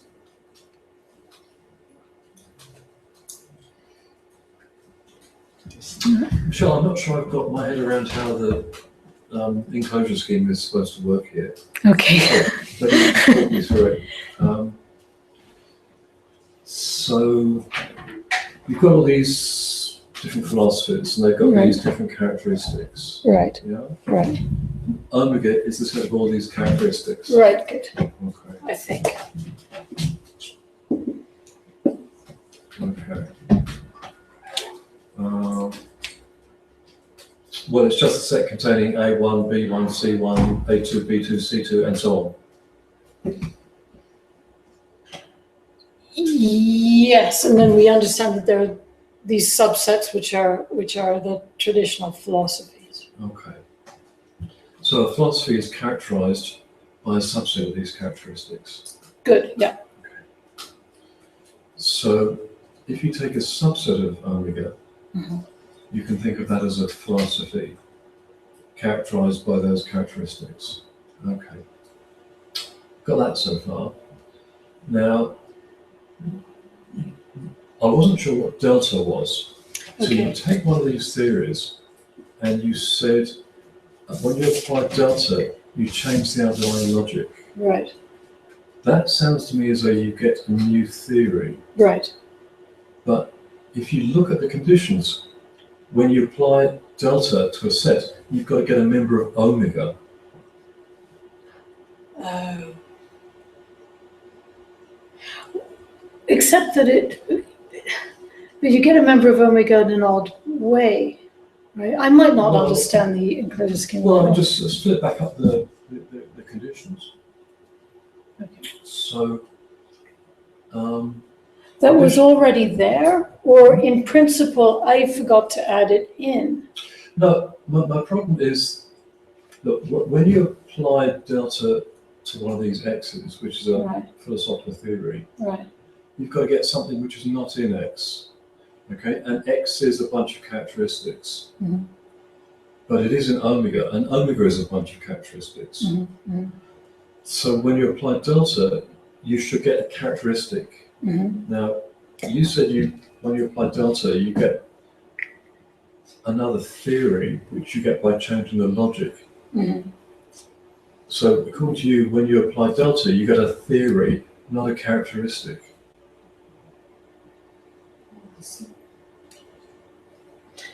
Right, you get a combination of, that's true.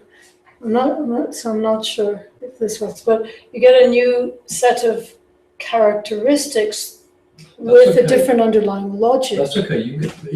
I understand that if you take a theory, you change the underlying logic, you get a new theory. Right, That's okay. fine. But that's not what the enclosure scheme requires. When you Okay. apply delta, Right, you've got to get something that's in omega. And something that's omega is one of these characteristics.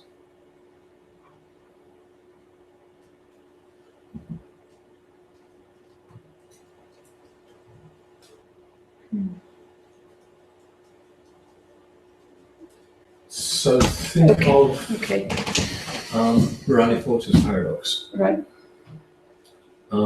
If you had a bunch of ordinals, Mhm. you diagonalize and you get the least ordinal which is not in there. Right, So when you apply delta, in this case, to a bunch of ordinals, you don't get another bunch of ordinals, you get one ordinal. mhm, mhm. Okay. So when you apply delta, you've got to get a member of omega. Oh, I see, okay. And okay. as you describe delta, Okay. you don't get a You're member right. of omega, you get a subset of omega. Right. And then you get another bunch of Okay. characteristics. Okay. Let's try a shift. So,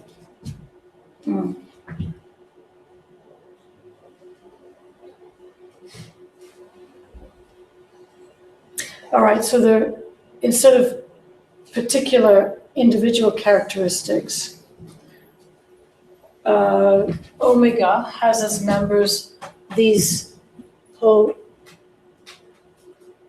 theories. Okay. All right, so this is a member, that's a member, that's a member, that's a member. Okay. So now you want data to apply to a bunch of theories. Right, right. Good. So you're not just applying to a single theory, you're applying to a bunch of theories. Correct. What are you going to get when you apply delta? I'm going to generate a new theory. Okay, how?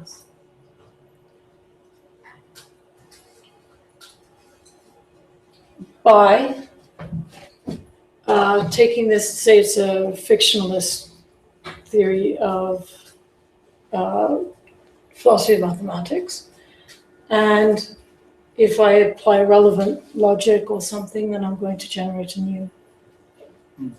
Well, if you take any of these theories and change underlying logic, you're going to get a new theory. But remember, you've got a whole bunch of theories. You've got a set of theories, and you want to diagonalize out of that set. So,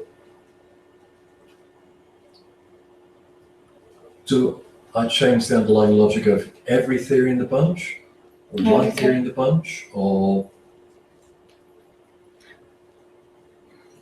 Well, I only need to change one, right, to diagonalize that. Okay. So suppose I choose one theory in the bunch and change the underlying logic. Right. Okay. So now I've got a theory. That's the right kind of thing. And since it's a theory, it's an omega. That's good. Okay, Right. you're halfway there. Right.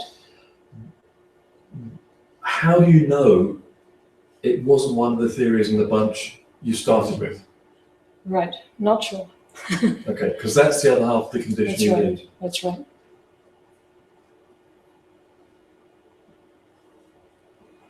So maybe you can do it this way, because omega, well, this bunch of theories has got to satisfy some condition. Right. What did you call it? Psi. Yeah. Okay.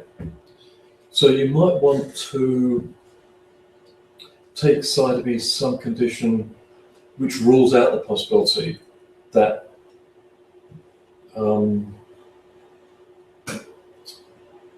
modifying one of the theories in this way generates a theory in the bunch. I'm not quite sure how to set it up at the moment, but if you just start with an arbitrary bunch of theories, take one of them and change the underlying Then logic. it probably was in the, There's no guarantee that it's going to be different from right, all the theories in the bunch. right. That's So right. you've got to arrange that Yeah, somehow. Yeah, So I've you've got got that. to fiddle around with psi I do, to yeah. give you that, I think. Okay, I agree. Yes, thank you. I'm so glad that you're here to help me with this. So, what we might avail ourselves of is the notion of a sublogic, a logic that's weaker than another one.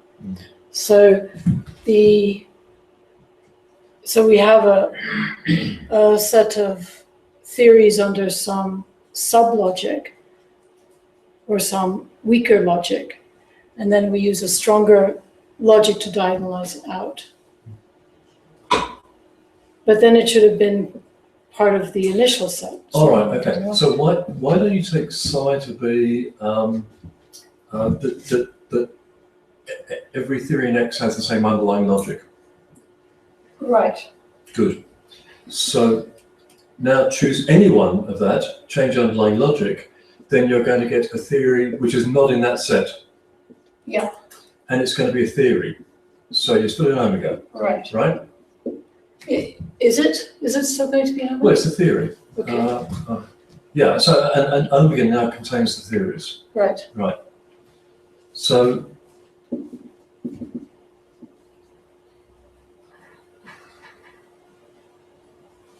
you got transcendence, you got closure, but now you've got to worry about the first clause, omega. Okay? And that's got to satisfy the condition psi. And the condition psi was that all the theories had the same underlying logic. Now that doesn't seem to be true of omega. Right. If Right. omega is right, a set of right. all philosophies, Yeah. right? That's right.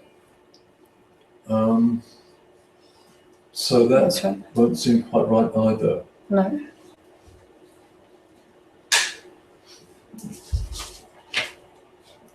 Do you have a suggestion? Yes, I don't know if you wanted to make like a more direct diagonalization, Okay. can't you group characteristics as different positions of on a certain question? So you have a Okay. sequence of questions, and then you characterize every theory by a sequence of answers to these questions. Okay. So then Okay. you do have a string, kind of a string for it. Right.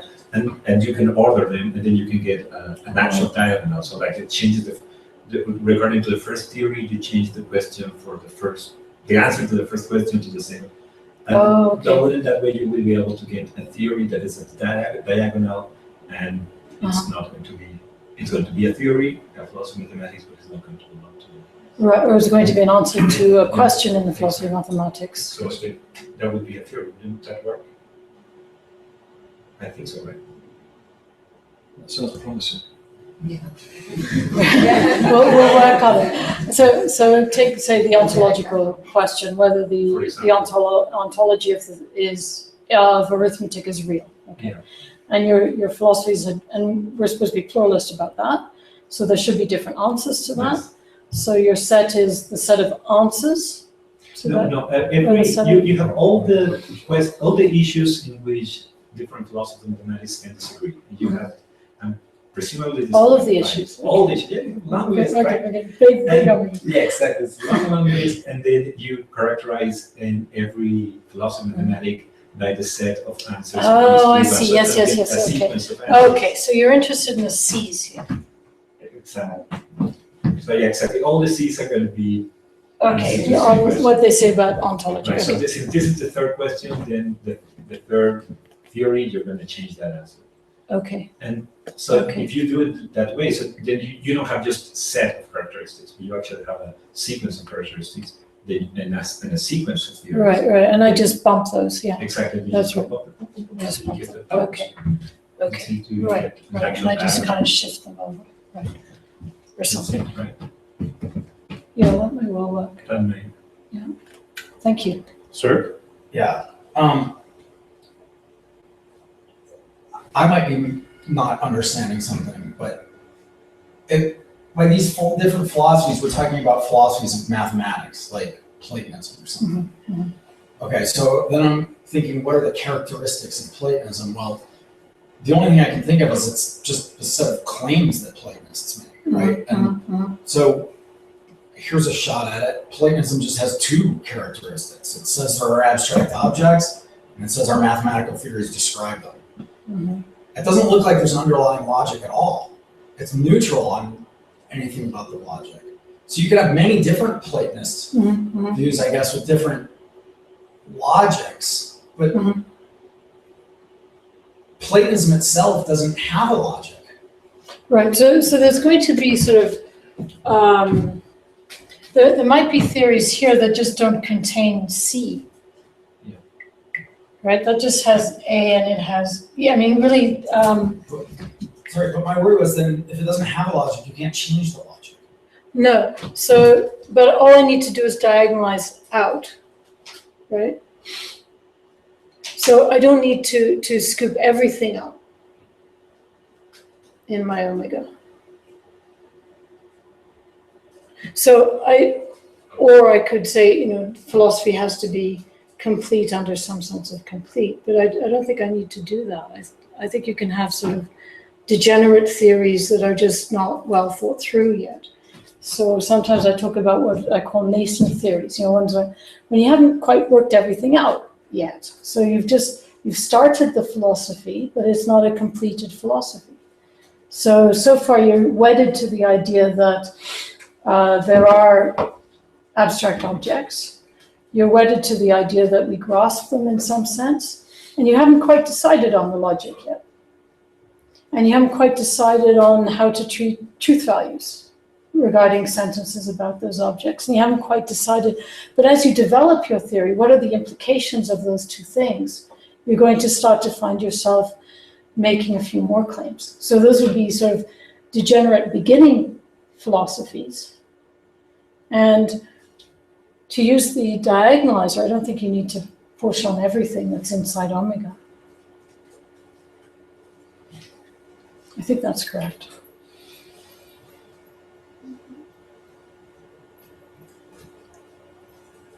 Experts there. Some more questions?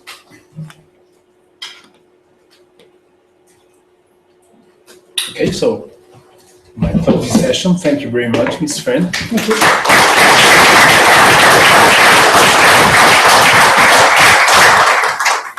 Let's start with our next talk, please, Professor Friend. Thank you. Good afternoon. Thank you all for being here. It is an honor for me to introduce you, Professor Mark Balaguer from the California State University at Los Angeles. Professor Balaguer got his undergraduate degree from the University of Colorado, and his PhD he obtained from the City University of New York. He has written on a variety of topics from the philosophy of mathematics to metaethics.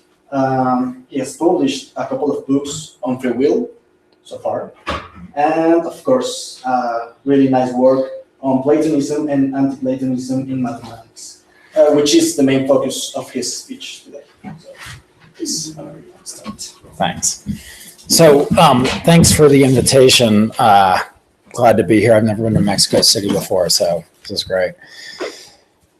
So the title of the talk is Mathematical Platonism and Pluralism. So I thought I'd just start by saying something about what I mean by them. And Platonism is easy. It's the view that there are abstract objects like non-spatio-temporal, non-mental, non-physical objects, and our mathematical theories are true descriptions of them, right? So 3 is prime is a sentence about the number 3, and 3 is an abstract object, and right. So, okay, pluralism is a little tougher to pin down, and I haven't thought about it much until really recently. So usually when I give a talk, I just present a paper I'm working on anyway. But when I got this invitation, I thought pluralism, and I started thinking about it. I'm like, I think I'll write a paper for that.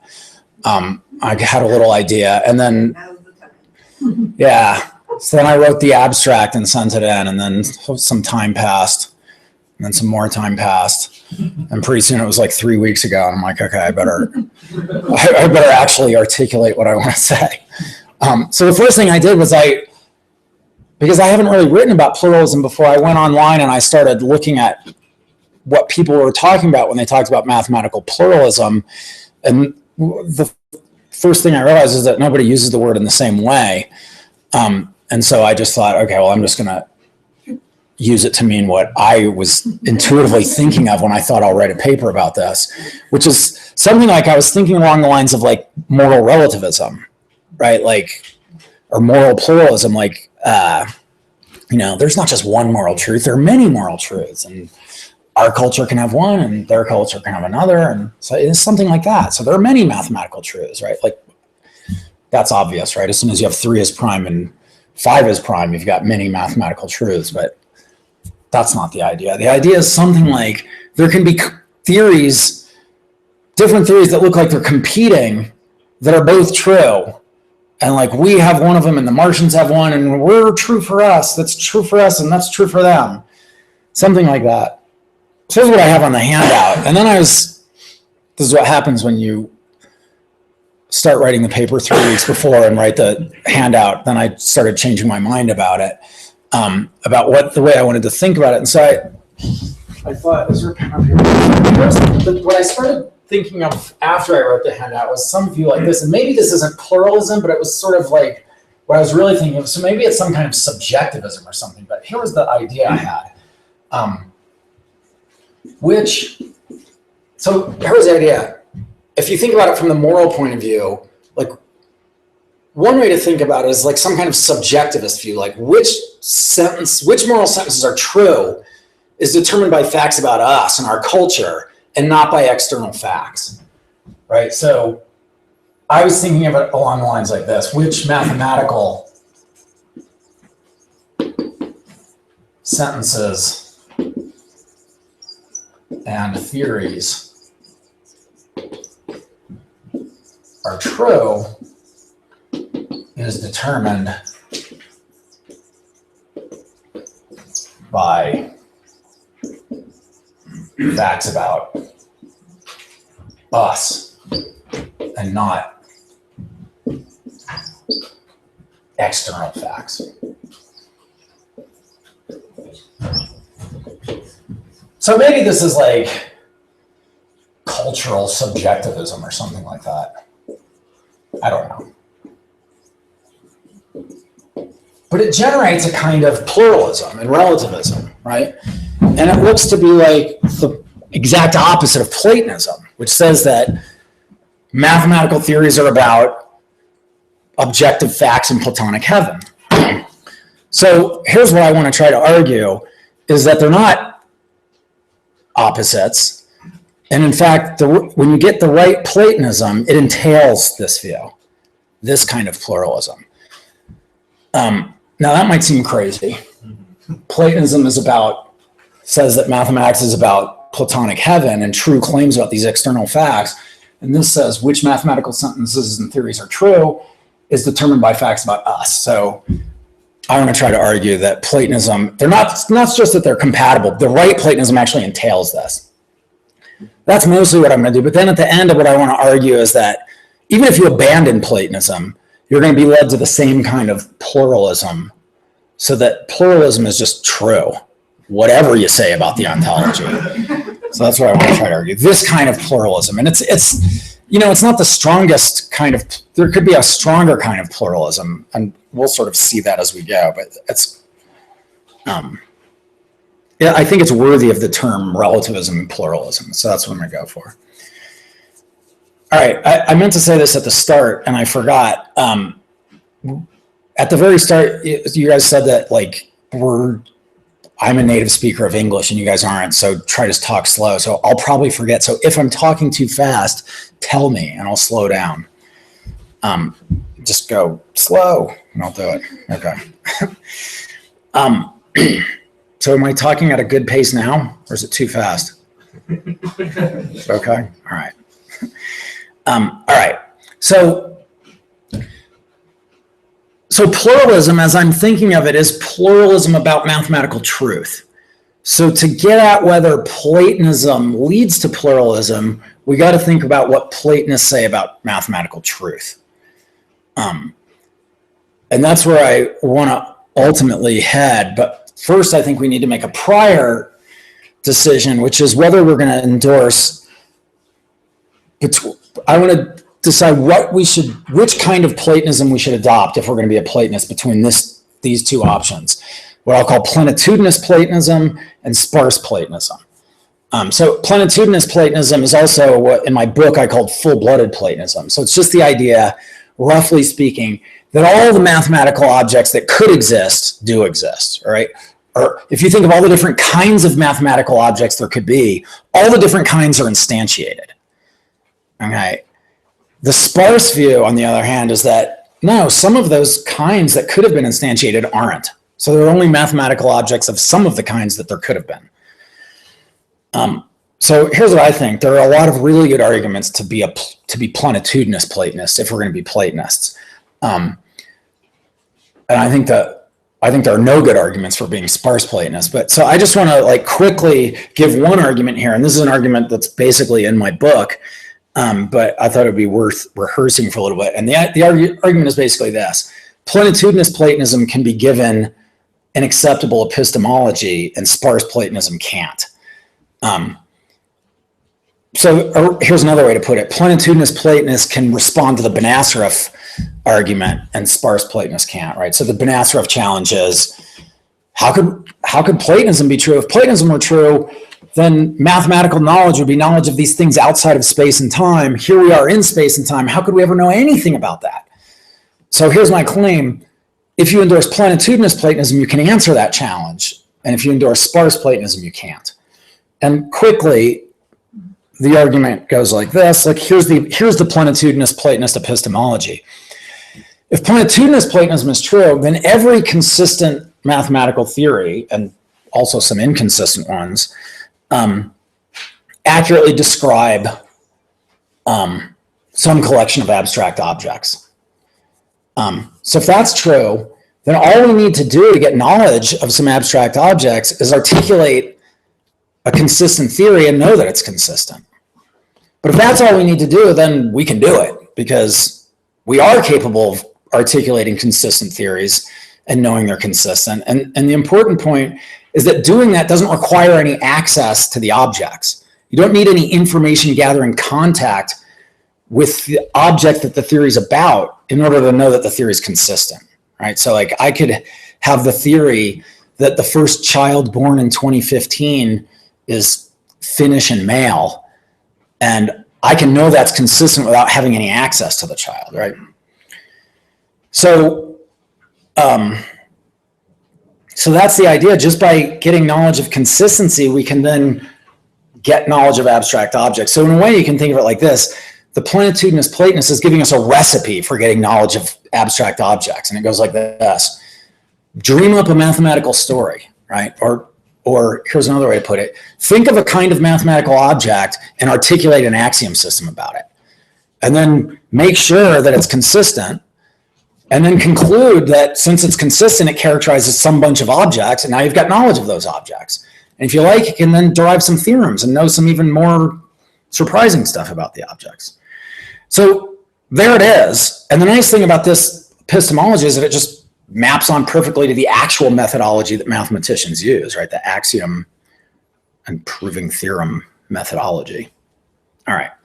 So, I mean, you might respond to that by going, look, if you follow that method, that gives you a way of knowing that if plenitudinous Platonism is true, then piano arithmetic is true, say. But it doesn't give us a way of knowing that plenitudinous Platonism is true, so it doesn't really solve the problem. So I think the problem with that objection is that it totally misconceives the point of the Banasaref objection. The idea behind that objection is some kind of skeptical worry, but the Banasaref challenge isn't a skeptical worry at all. It's supposed to raise a much easier kind of epistemological problem that we can easily answer in the case of physical objects, right? So the worry is supposed to be like, how can we even have a guess about what Platonic heaven is like, right? How can we even get beliefs that are in the ballpark of true if those things are out there and we're down here? If you raise that kind of challenge about physical objects, it's how could I even have any true beliefs about these things in front of me? And we have an easy answer to that. Well, here's how. Photons could come out of the light bulb, bounce off the pen and into my eye and carry information about it. That's how. Right? That doesn't answer Descartes, the skeptical worry, but it's a story about how we could get true beliefs. And the nice thing about it is that it's a story that like matches what we think we actually do. And the point of the Banasaref challenge is supposed to be that we can't even do that in the mathematical case. And the point of the plenitudinous epistemology is to show how we can do that in the mathematical case. By using our normal mathematical methodology, we could just come to true beliefs. All right. So there's a little argument that plenitudinous Platonism can be given a good epistemology. Of course, I still need to argue that sparse Platonism can't be given one. And I'm going to say a little bit about that much later in the talk, but for now, I'm just going to assume that plenitudinous Platonism is the way to go, and we'll later get the rest of that argument, or at least a little hand wavy at it. Okay. Okay, so that's the first point. If you're going to be a Platonist, you should be a plenitudinous Platonist. So the next question is, what should we say about mathematical truth? And I want to come at this by thinking about undecidable sentences like the continuum hypothesis. So it doesn't matter what the continuum hypothesis says. It's just undecidable in standard set theories. In other words, you can't prove it or its negation in like standard set theory like ZFC. So here's another way to think about that. There's structures. There's set theoretic hierarchies where CH is true, and there's hierarchies where not CH is true. And so you might go, wait a minute, so ZF plus CH is true in this structure, and ZF plus not CH is true in that structure. So it looks like CH is true here and not CH is true there. Wait, do we have a contradiction? What's going on? So what should the Platonists say about mathematical truth here? So I want to like start with a crazy view and like work up to what I think is the right view. So the crazy view, I don't call it crazy Platonism, I call it silly Platonism. So maybe this isn't silly. Maybe some people like this view, but I don't like it. So silly Platonism just says a mathematical sentence or theory is true just in case it accurately characterizes some objects. So CH and not CH are both true. Every consistent theory is true. Done. Okay, I don't like that. And it's not so much because it leads to contradiction, but because it leads to the crazy view that like the sentence 4 is prime is true, which seems like we shouldn't say that. We should say that's false. So it seems like some subset of the consistent claims is true, and so we need to fix this. All right, so here's the first shot at fixing it, is what I call better Platonism. And the claim goes, look, there's a difference between truth in a model and truth simpliciter. And the difference has to do with being true in the intended structure. So that's the view. A mathematical sentence is true simpliciter just in case it's true in the intended model. So that's, I think, on the right track. But the problem with it is that we can't assume that in every branch of mathematics, there's always a unique structure, or unique structure up to isomorphism anyway, that's intended, that fits with our intentions. It could be that in some branches of mathematics, like set theory, for instance, that there are two different structures, like the one with CH true and the one with not CH true, that both fit with our full conception of set and everything we intend. So both structures count as intended, if intended means like our intentions. And so we can't just define truth in this way. Okay, so I think that's right. So I don't think better Platonism is right, but I think it's on the right track. And I think the idea of defining truth in terms of truth in an intended structure is the right idea, but we just have to do it better. So I want to work towards getting it better. And as a first step, I just want to think through what it means for a part of the mathematical realm or a bunch of abstract objects, whatever, to count as intended in a given branch of mathematics. So obviously this has to do with fitting with our intentions. And the way I want to think about that is fitting with the full conception that we have of the objects in the given branch of math, right? So in arithmetic would be our full conception of the natural numbers. And in set theory, it would be our full conception of the universe of sets. So the idea roughly is going to be this: a part of the mathematical realm, P, is intended in the given branch of mathematics just in case the whole full conception is true in P. So I want to think of the full conception as a set of sentences. Okay, so every sentence in the full conception, if every sentence in the full conception is true in that part of the mathematical realm, then that part of the mathematical realm counts as intended. That's roughly the idea. Okay. So I need to say more about what this full conception consists in, right? So to do that, we need to distinguish two kinds of cases. So the first kind of case is where we've got an axiom system and there's like nothing behind it. There's no pre-theoretic intuitive conception of the objects. We're just playing with these axioms and that's it.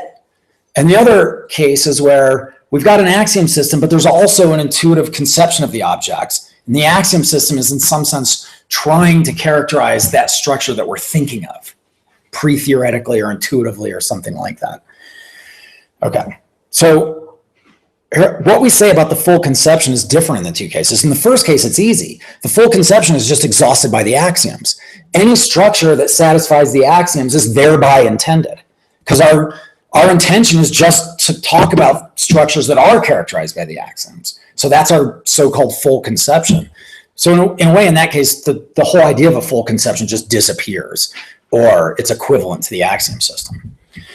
But in the other case, the full conception goes beyond the axiom set, right? So I take it that arithmetic is an obvious case of this, right? So non-standard models of first order PA satisfy the axioms, but they're not intended because they don't fit with our full conception of the natural numbers, right? Because some of them have infinitely many predecessors.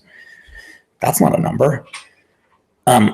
So what do we want to say about our full conceptions in this kind of case where the full conception outstrips the axiom set. So roughly what I want to say is, and this is going to be vague, and I think that's okay that it's vague. So let me just talk about it in arithmetic, and then hopefully you can just generalize from there. So here's what I want to say. A sentence is in our full conception of the numbers, the natural numbers, just in case it's something that we either implicitly or explicitly accept about the numbers, or it follows from something that we accept about the numbers. So let me say a little bit to clarify that. So first of all, who's we? Well, in the case of arithmetic, it's probably a lot of us. Anybody that's informed enough to like have our concept of number. In set theory, it's probably a much smaller group of people that are expert enough to have opinions that matter, something like that. So the we means, here's another term you could use, the relevant people. And the relevant people are just the people that are informed enough to have opinions that matter and are sort of like assenters to the theory. They're not dissenters, something like that. Okay, so that's one clarification. Here's another clarification. We have to accept the theories uncontroversially, right? So it doesn't need to be that 100% of the relevant people accept it. Like there might be a couple of outliers, but it just needs to be uncontroversial in the normal sense for it to be part of our concept, right? Also, it's got to be non-speculative. So if all of a sudden all these mathematicians became really convinced that the twin prime conjecture was true without a proof, but they just sort of believed it, that wouldn't be in the full conception, I think. Okay, and the last thing is, I'm using the word accept as opposed to believe for a reason, because the relevant people could be fictionalists and not really believe any of it, but they would still accept it in the relevant sense. So whatever that sense of accept is that gets used by people like von Frosse and that one.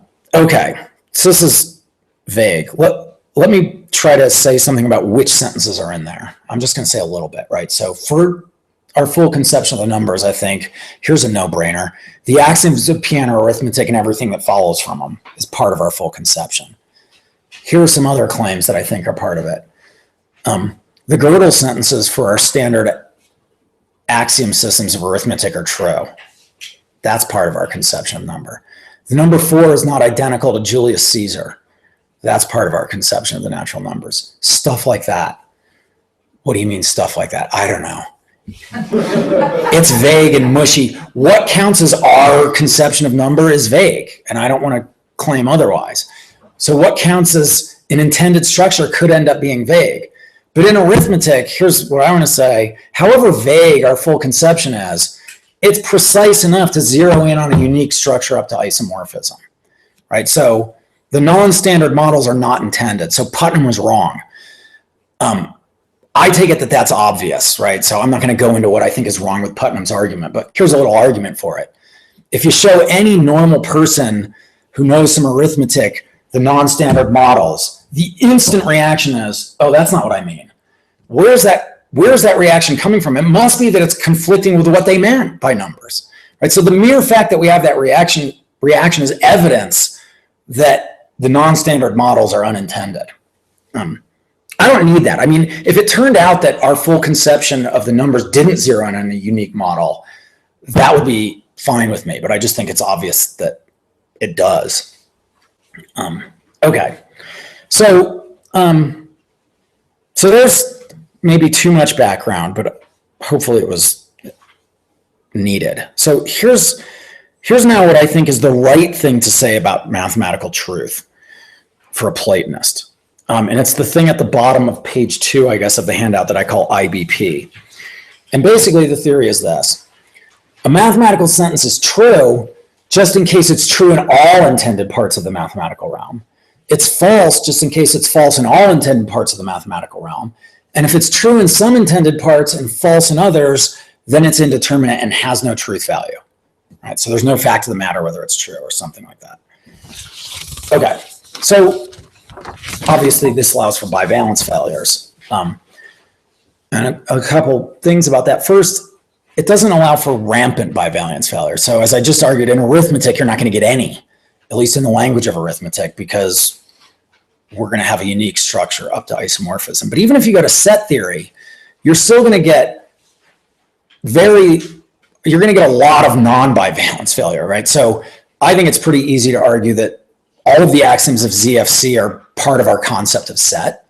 So they're all true in all intended structures. Everything that follows from ZFC is going to be true in all intended structures. Everything inconsistent with it is going to come out false. And this view also allows for the fact that even with undecidable sentences, they could turn out true or false too, because it could be that unbeknownst to us, the continuum hypothesis, or probably more likely the negation, is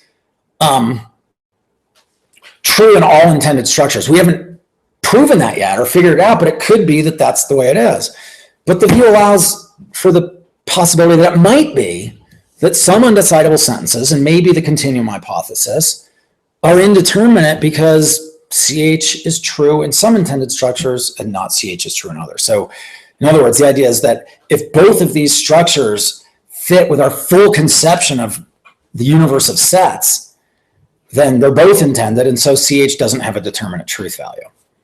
Okay, so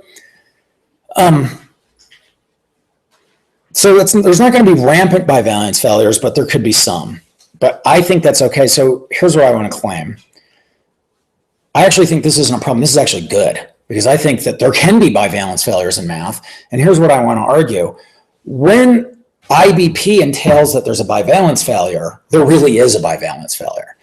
So here's a little argument for that. So let's suppose that according to IBP, the continuum hypothesis is a bivalence failure. Okay, then here's what we know about the case. That the continuum hypothesis and its negation are both true in intended structures, structures that fit with everything we mean by set. But if that's true, how in the world could you claim that there's a right answer to the question? You couldn't prove it, because any axiom you came up with that entailed CH, automatically you know that its negation would be true in some intended structures. So it's hard to see how you could argue this. Here's what I think. The only way to argue for that there's no bivalence failures, even in that situation, is to do it by brute existence claims, to abandon plenitudinous Platonism and go for a sparse view and just go for this view. Look, only one of those structures exists.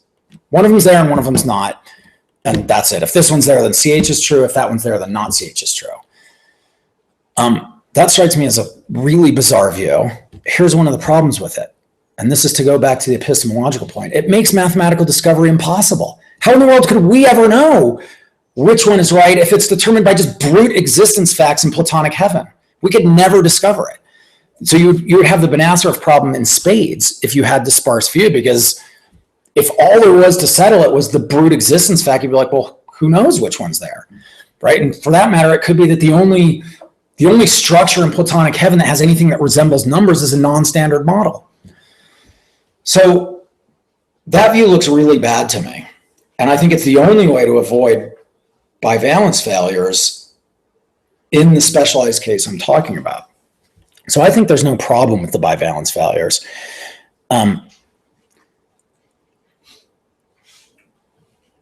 That's one argument, that bivalence failures are okay.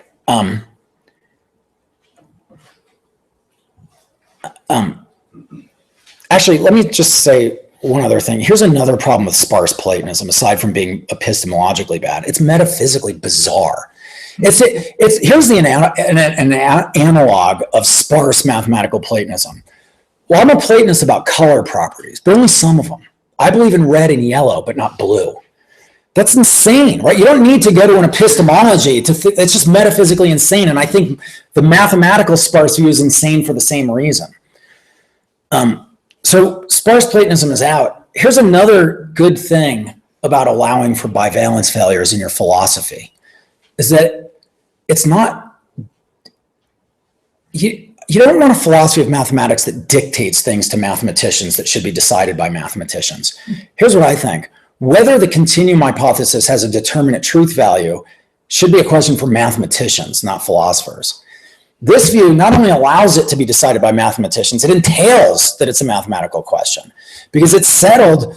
It's just an ordinary mathematical question. If you can find an axiom and you can convince yourself that this axiom is true. It's intuitively obvious, so it must be true in the intended structure. And when you add that to ZF, you prove not CH, say, you've now proved mathematically that it's not a bivalence failure. And I think that's good, that this view lets it be a mathematical question. And one other point here about liking this IBP Platonist view is that it explains, and this is related to the thing I was just saying, it explains why intuitiveness is a sign of correctness in math, right? Because you might have puzzled about that and go, well, why should the fact that something seems intuitively right to us be evidence that it's true in Platonic heaven? Like, why should our intuitions be tracking the facts? Well, on this picture, here's why. Because our intuitions are generated by our intentions, right? And our intentions determine which part of the mathematical realm we're talking about. Truth in that realm is what truth is about. So if our intentions are picking out the part of the mathematical realm we're talking about, and our intuitions are generated by the intentions, then the intuitions and the truth are going to co-vary. And it gives you a nice little argument for why intuitiveness is a sign of correctness in math. All right, so that's all a big long argument for thinking, if we were going to be Platonists, we should be IBP Platonists. And by IBP Platonists, I mean plenitudinous Platonism and IBP. So it's a plenitudinous ontology together with this theory of mathematical truth. Okay. So now I want to try to convince you that if you have this kind of view, you should be a pluralist in this sense. Why?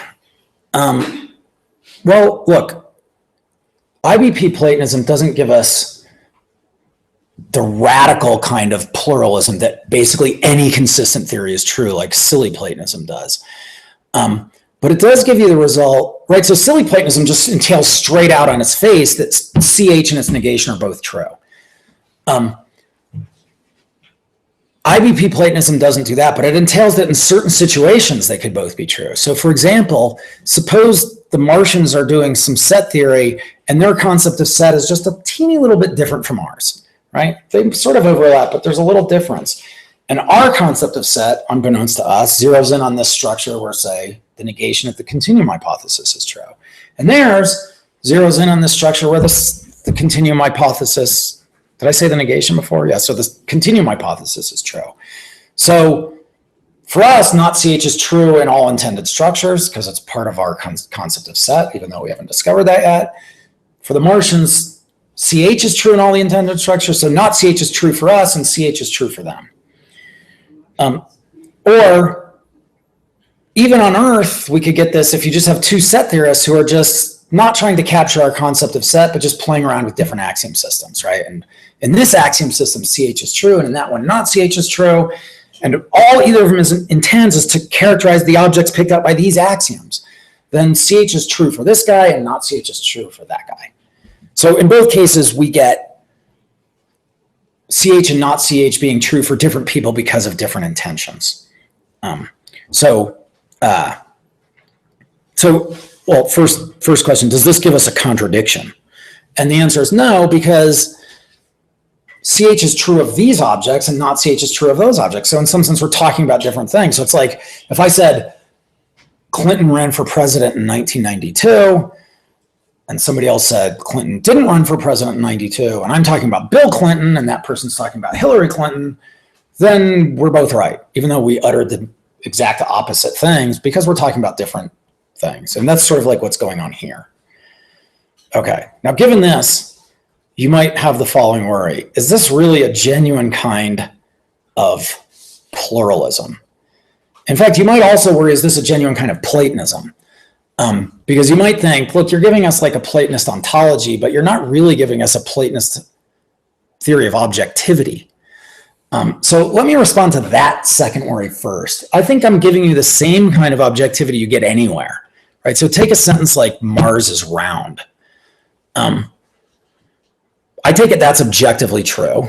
We mean a certain thing by it, that Mars is round, and Mars is round. So it's true and objectively true. Now, of course, some other people might use Mars is round to mean something else, like grass is orange, but for them it would be false, but that doesn't undercut the objectivity of our claim that Mars is round, right? So, and that's just like here, right? We're talking about numbers and we say every number has finitely many predecessors, and then there are these other people and they go, no, some numbers have infinitely many predecessors. The mere fact that they're right for them doesn't undercut the objectivity of what we're doing, because we mean this by it and they mean that. So there's no problem. So I think this is the same kind of objectivity we get, but this maybe brings back the first worry in spades, that this isn't really a genuine kind of pluralism, because you're right. We're not going to be anti-objectivists about Mars is round, but we're also not relativists. You don't go on the relativists about Mars is round because somebody else might use it to mean that grass is orange, and that's false. That's not relativism, right? And I agree it's not. And if that's all I were saying, this wouldn't be relativism either. But I only want to try to convince you that's not what I'm saying. There's a much deeper kind of relativism going on here. And it's just this. On this picture, that comes out true. Which mathematical sentences are true is wholly determined by facts about us. In the Mars is round case, it's partially determined by facts.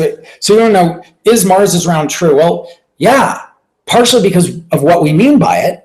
If we'd meant something else, it might not have been true, but partially because of the way the world is. Even once you fix what we mean, you still got to go see if the world is a certain way. But in the mathematical case, because the ontology is plenitudinous, you don't get that result. Which mathematical sentences are true is completely determined by facts about us. Because before you started, so actually, let me just limit the claim to this. Which of the consistent mathematical sentences are true is completely determined by facts about us. So every consistent theory picks out some objects, and any bunch of creatures with the right intentions that articulated that theory would be right. Now, we've got our intentions. So now we ask which sentences are true. So we've got all these different consistent theories, right? And some of them might look totally insane to us. But before you know anything about the humans, like somebody could come down from not Mars, say, but Jupiter, and look at us and go, look at all these theories and go, okay, I get IBP Platonism. I have no idea which of them are true. They're all true in a structure. How can I figure out which are true? Well, I have to go look at their heads. And once I get what's in their heads, I'll know which ones are true, because I'll know which ones are true in the intended structures for them. So here's what I want to claim. Mathematical truth for the IBP Platonist is completely objective and factual. It's not, but the facts that determine it are facts about us. They're facts about our intentions. So there's this weird thing going on, and this is all generated by the plenitudinous ontology. The truth makers for mathematical claims are objective facts in Platonic heaven. But the facts that determine which of the consistent theories are true are facts about our heads. And so you get this weird coupling of objective realism, Platonism, and this kind of pluralism or subjectivism or something. Okay, there's the argument for the Platonistic case. So now I want to convince you that that's right even if we abandon Platonism. And I'll be quicker about this. So if we abandon Platonism, I think we should still hang on to the following claim. The Platonistic interpretation of mathematical discourse is right. So, and when I say that, I mean not to be making any kind of metaphysical ontological claim about Platonic heaven. I'm just making an empirical claim about the right way to interpret people who speak mathematics. Sentences like 3 is prime are about abstract objects. There might not be any abstract objects, but that's what they're about. They're not about physical things. They're not about mental things. They're not weird if-thens about, what. They're just claims about it. These numbers and sets, and the only thing they could be is abstract objects. Okay, I'm not going to argue that. There's a long empirical argument for that.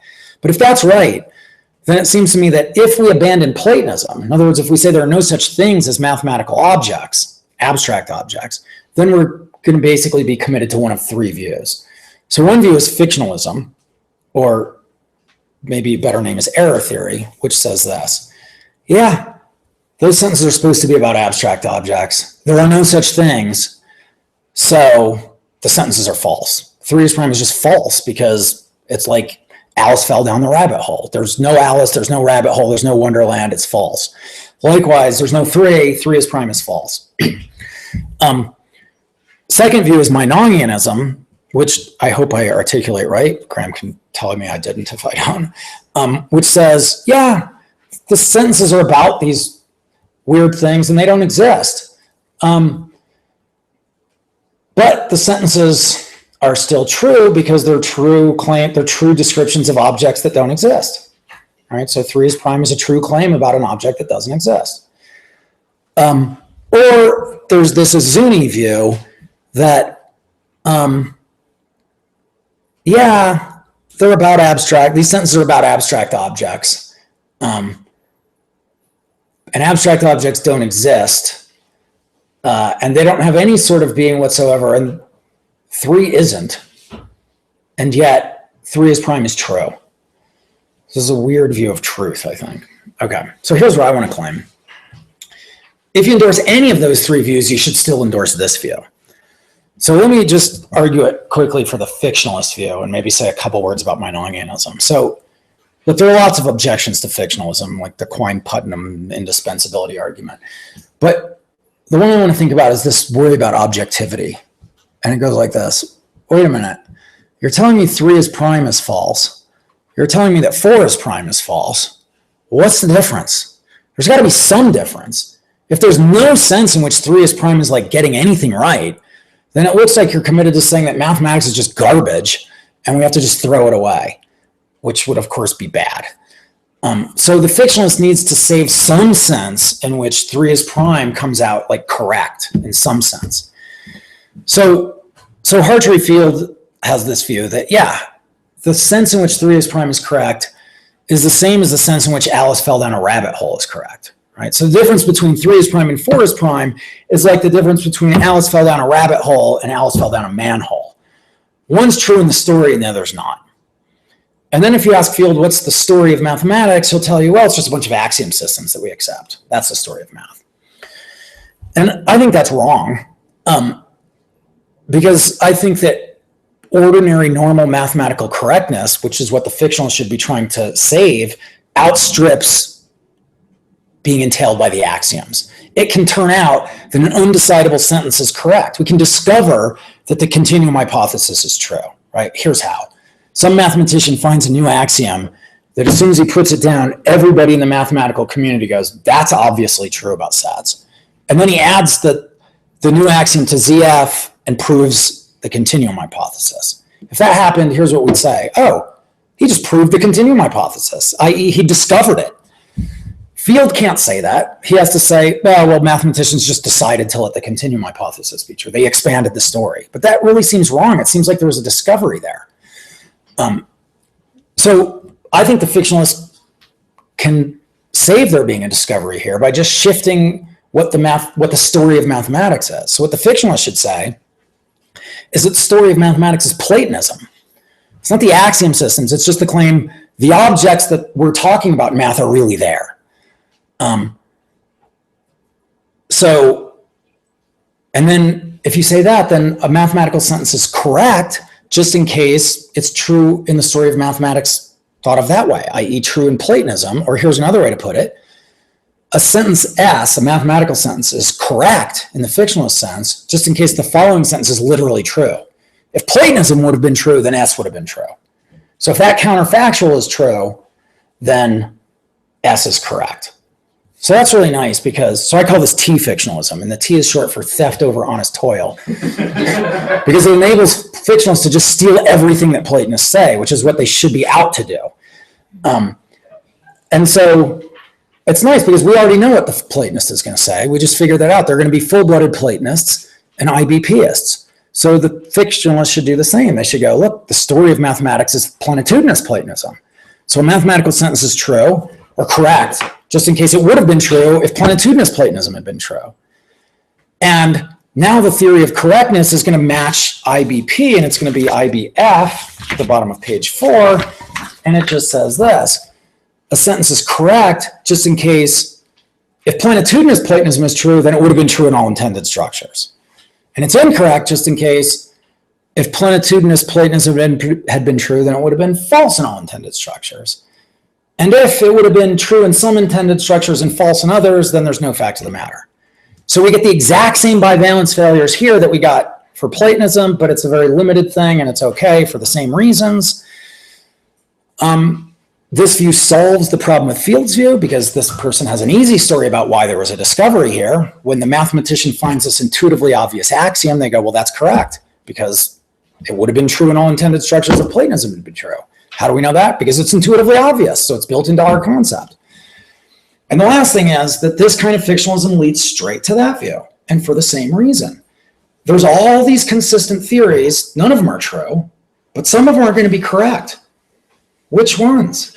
What determines which ones are correct? Well, for the fictionalist, it's objective and factual, and the facts that settle it are exactly the same facts that settle truth for the Platonist, namely our intentions. So which mathematical sentences come out correct is determined by facts about us. Now, that's completely unsurprising for the fictionalist, right? That's what you'd expect. But what's more surprising is that the Platonist should say the same thing, right? So really, mathematical truth for the Platonist is just fictionalistic correctness plus the objects are really there, right? So you get really the same whole theory of truth and correctness, and there's just brute ontological claim for the Platonist that makes them come out true instead of fictionalistically correct. Okay. Let me just say like 30 seconds about Meinongianism. I think it's easier for Meinongianism. I think they should say everything the Platonist says. They should be plenitudinists, right? They should say that every consistent theory and lots of inconsistent ones characterize some objects that don't exist. And so we don't want to say all those theories are true. They're all true in a model of objects that don't exist. Which ones are true? Well, the ones that are true in an intended model that doesn't exist. Right? What are the intent? And you tell the whole same story and you get led to the same view. So, and I won't say anything about Izuni's view, but I think the story goes the same way. So all of these views should be led to this kind of thing, that which sentences come out right or true or whatever you want to say is determined by facts about us. And that's independent of whether you think there's a mathematical reality that serves as truth makers for the claim. All right, that's it.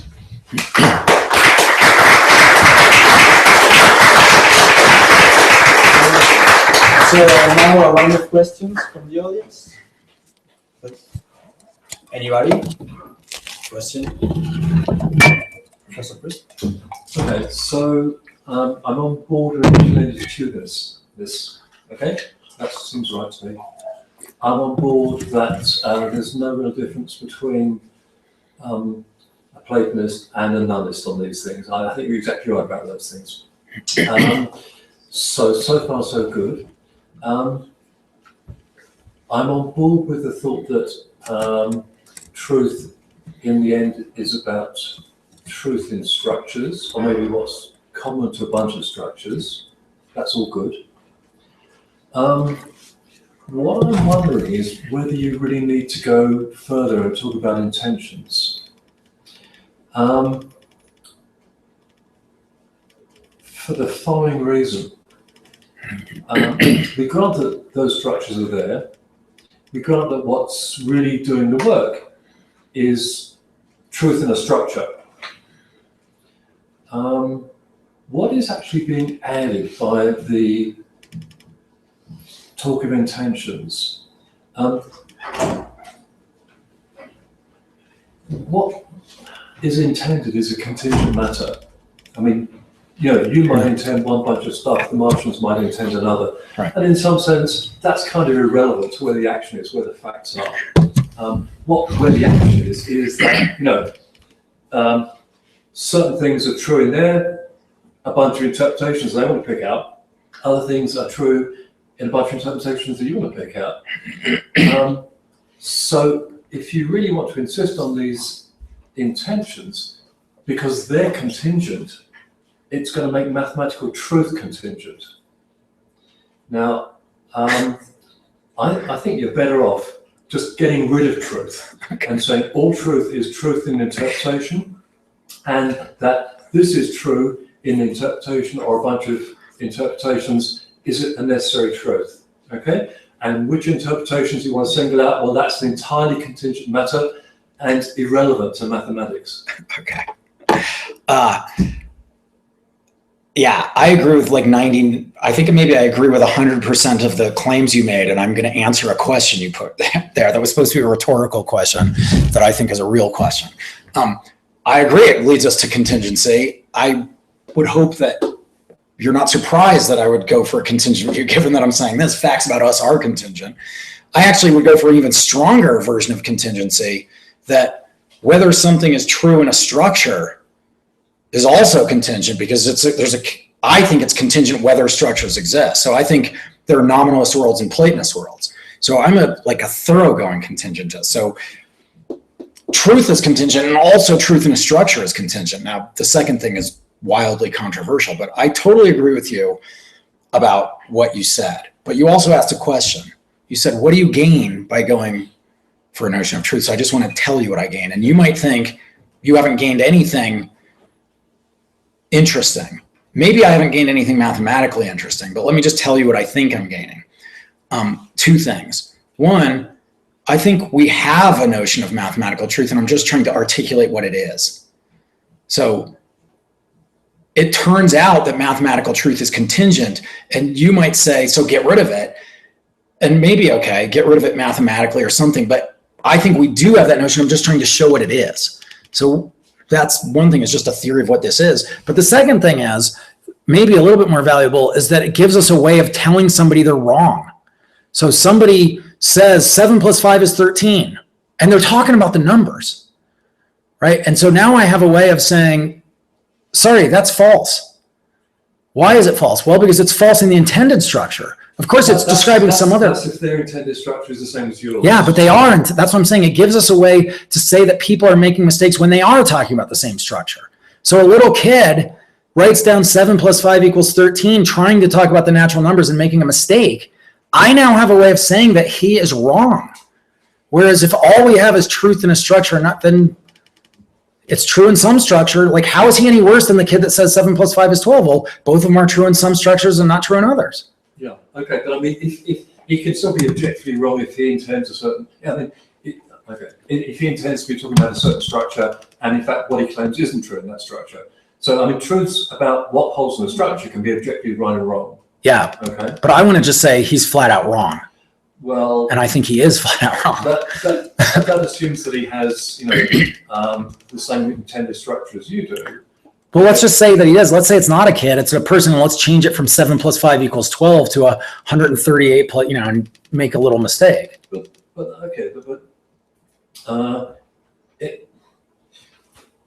If he does have the same intended structure as you do, then he's wrong that it holds in that structure, and that's an objective fact. Okay, right. So he can certainly be wrong. Yeah, I agree with you. I agree with you, but I'm giving you a deeper sense in which he's wrong. His utterance is false, full stop. And I think it is false. So you might not think so. But here's what I want to say. You said, what do we gain? I want to throw it back to you. What do we lose by having this notion? No, fair enough. But I mean, let's take the physical analogy. People can have different perspectives on the same situation. You see one side of Notre Dame, I see the other side, okay? And we describe them differently. Now, the fact that we sort of angle in on different aspects of the same thing, let's put it this way. The facts about Notre Dame are there, whoever's doing the perception. And once you've said, what the objective facts are, in some sense, that's the whole story about reality. Now, in a similar way, once you've said what holds in which interpretation, you've said all there is about mathematical reality, and the rest is a story about perception. Now, maybe we're not disagreeing. I agree with you. Okay. I just think that truth comes down to perception in some, or I would rather put it in terms of intention, but I think that's what mathematical truth is. Okay. That's the whole point, that it's not, which sentences are true isn't determined at all by the external facts. Yeah. I guess I don't hear. Look, take the Notre Dame. I say it's got a gargoyle, and you around the backside, you say it's got no gargoyle, right?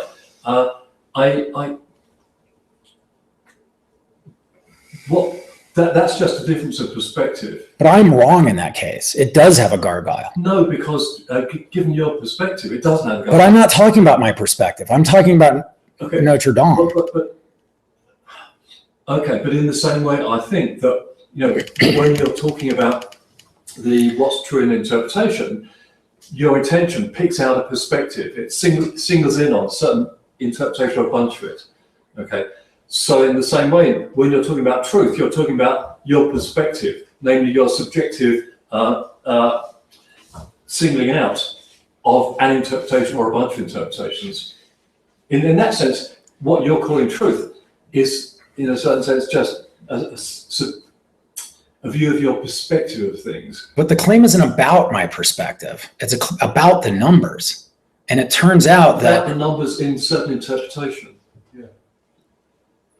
I mean, I'm not sure it's about a certain structure in Platonic heaven. I'm not sure to what extent we're disagreeing at this point. I don't think we are. I think what we've agreed upon is this, that what's doing the work is truth in a structure. But people might want to single out particular structures for particular reasons.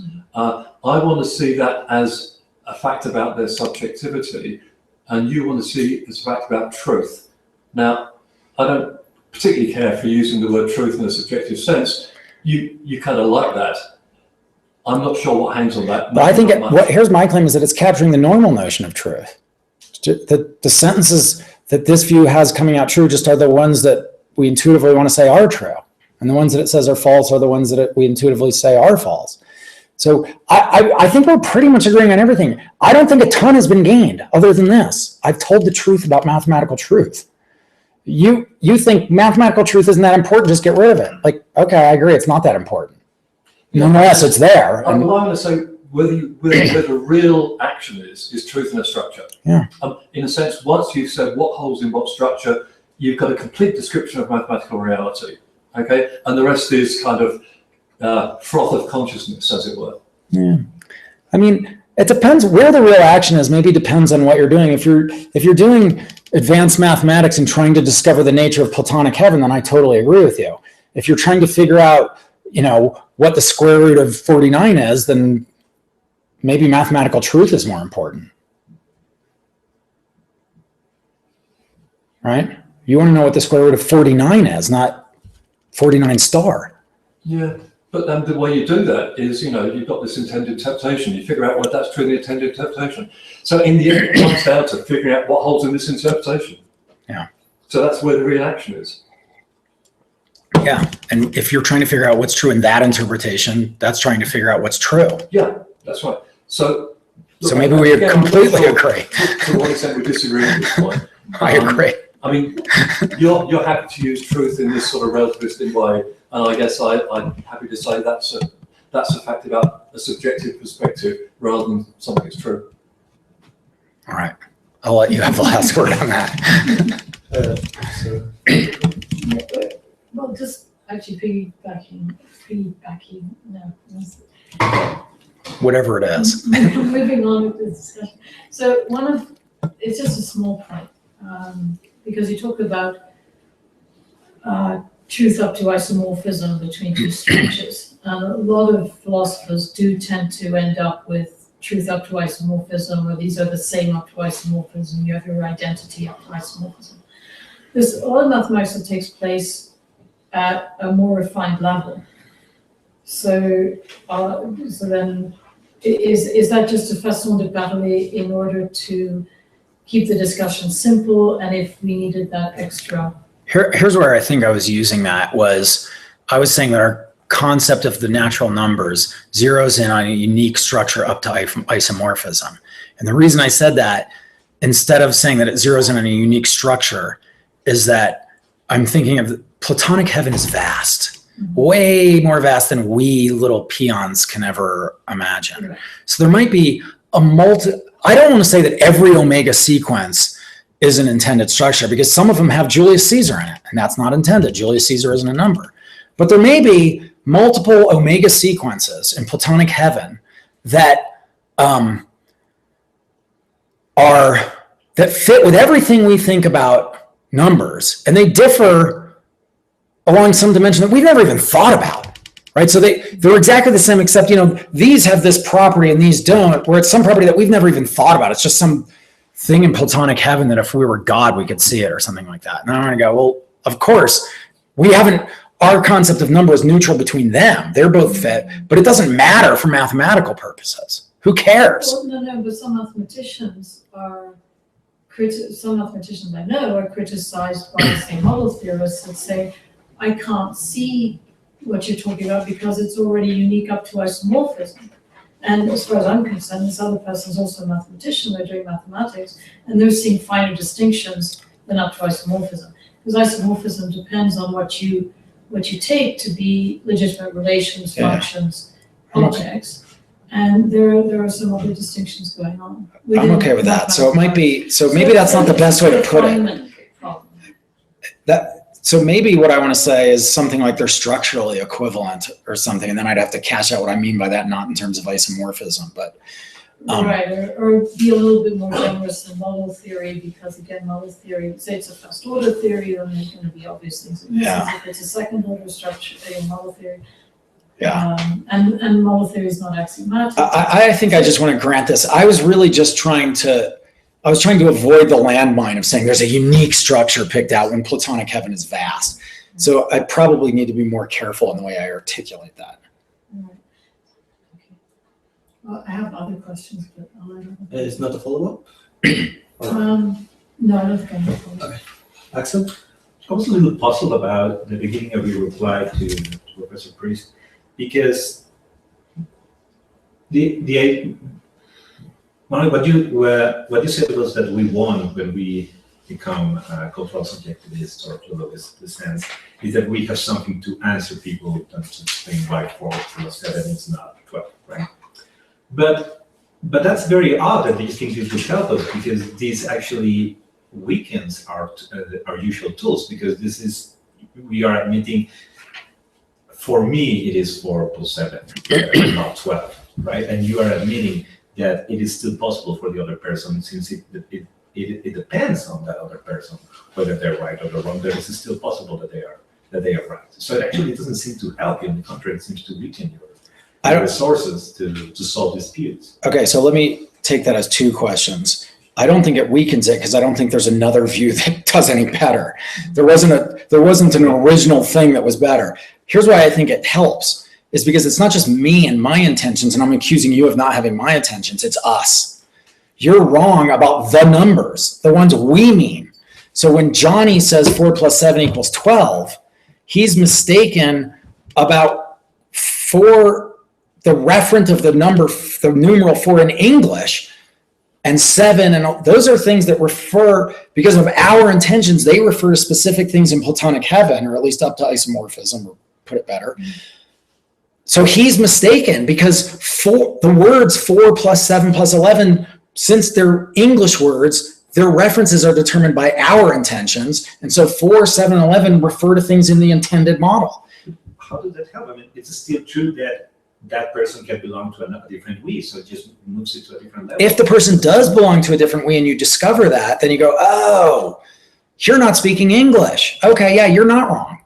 But that's a rare case. In the case where the person doesn't belong to a different we do have something to say to them. Sorry, you're mistaken, right? So I'm granting you that there can be this case where there's a Martian, and I didn't know it, and I tell him he's wrong, and then he goes, no, I'm a Martian, and blah, blah, blah, and I go, oh, okay, then you're right.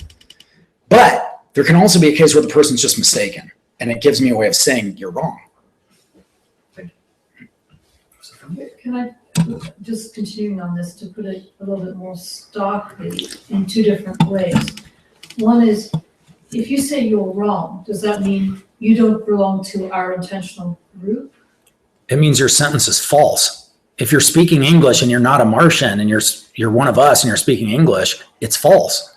Okay. Because 4, 7, and 11 and 4, 7, and 12 refer to specific things. And right, so false just means then you're not part of our intent, the group that shares our intentions. no, it means false false in all intended structures.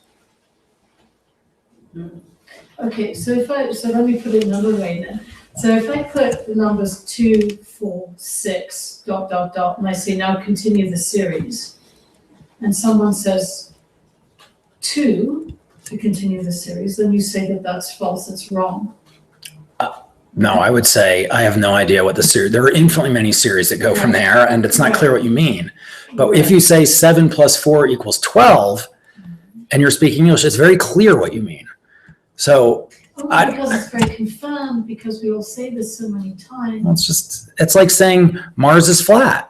Like if you're speaking English, it's false. Now it might turn out that this person's, Flatten it out if you want. but in fact, it's not flat right now. At least I don't think it is. But if it turns out that it's like, to me, it's exactly parallel. If it turns out this person's a Martian and by Mars is flat, he means Mars is round, then I go, oh, sorry. Yeah, I didn't get it. You're right. If I change the geometry around, I can flatten it out. And it'll be flat in the way that you mean flat. Do you think it's possible to utter a falsehood in English about the physical world? I don't know what it means to say that. Okay, so this is a really deep down disagreement. That's not about it. Yeah. But look, something interesting is coming out from this discussion. Because you talk about intentions, okay? But now you're talking about meaning. Yeah. If they speak English, then the meanings actually determine which interpretations there are. Yeah. So what's the connection between the intention and the language I speak? Meaning supervenes on intention, on my view. Oh, not the other way. Not the other way. Not back and forth. Why does bachelor mean unmarried man? Because we intend it to. I'm not sure that's the right direction. Oh, that's obviously an interesting connection between the two. I'm not sure it goes that way. But I mean, it's interesting that this connection is coming out and it's important for you because you're hanging a lot on the fact that we speak the same language. And that didn't come out simply in the talk. No, I didn't. I didn't put it that way. And now I am. And now I'm telling you the connection. Yeah, no, that's because I think meaning supervenes on intention. Yeah. I mean, you could turn out the other way. You could. So this is a story about meaning. Yeah. Okay. Or you can go back and forth. Or they inform each other. You could. Yeah, you could. I take it that my theory that meaning supervenes on intention is a very standard, non-crazy theory. It might be false. There's other theories to have, but it's like a standard Frege type. Okay, but now there's an issue. Suppose you and the Martian have different intentions.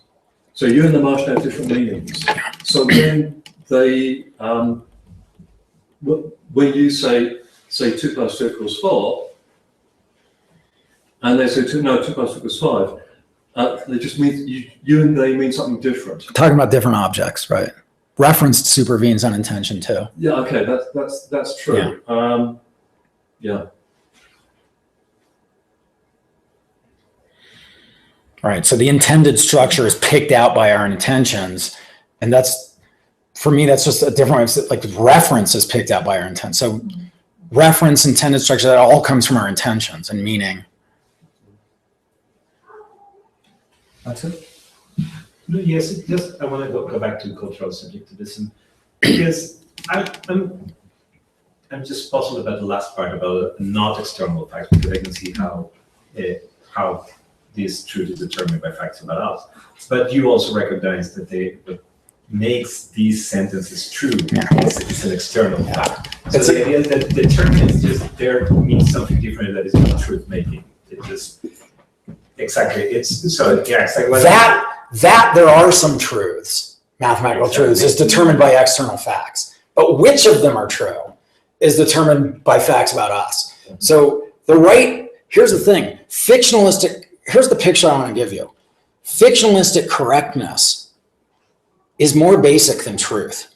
Truth just equals fictionalistic correctness plus existence of the objects, plus Platonism. If you just take fictionalistic correctness and plop the ontology on top of it, you get truth. So the ontology is important to make it the case that there are any true sentences there, or at least any non-vacuously true sentences. But once you get that, which of them are true is determined by this.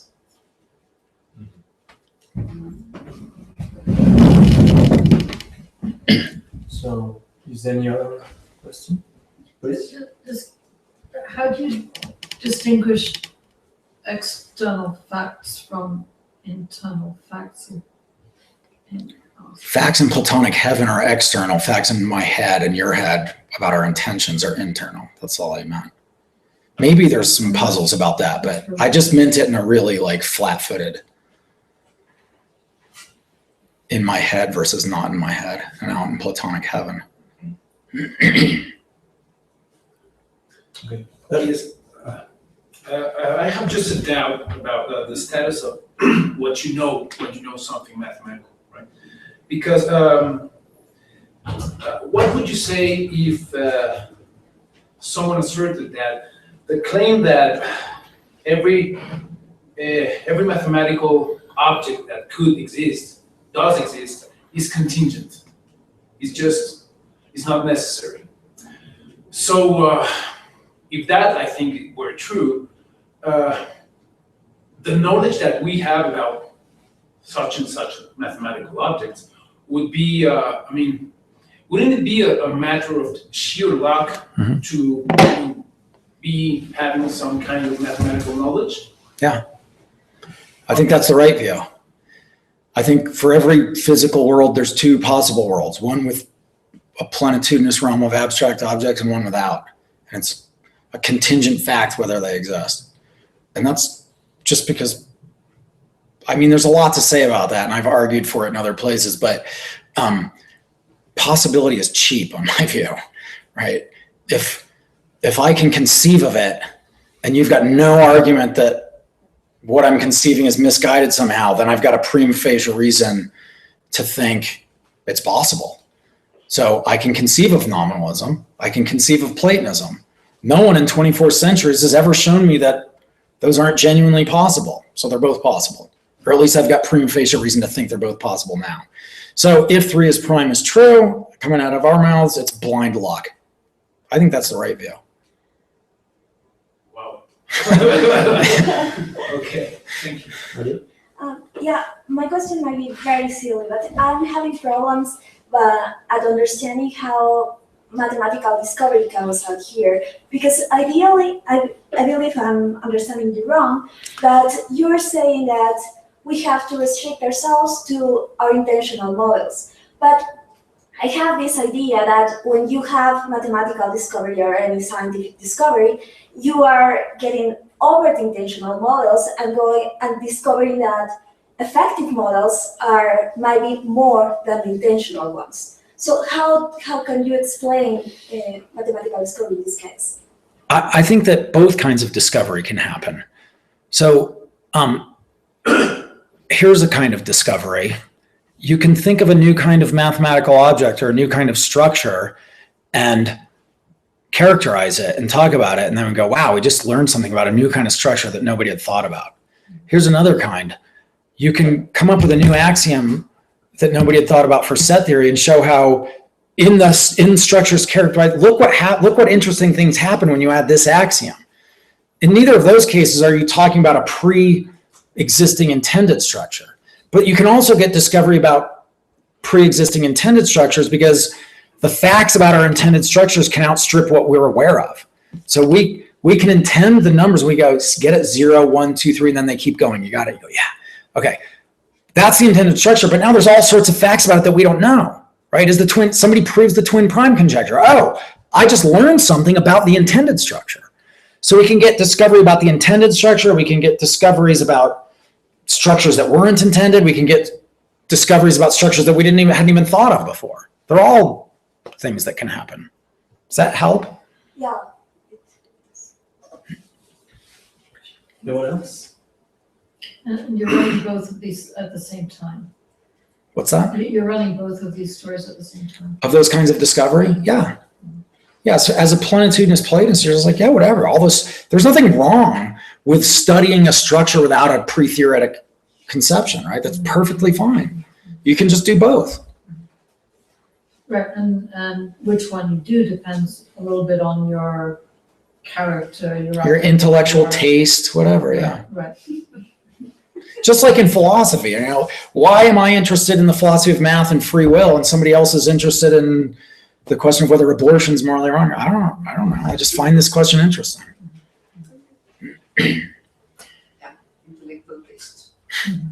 Okay. So thank you very much for your talk. Thanks for having me. Thank you all for being here. Tomorrow we'll continue at 10 a.m. Expecting you.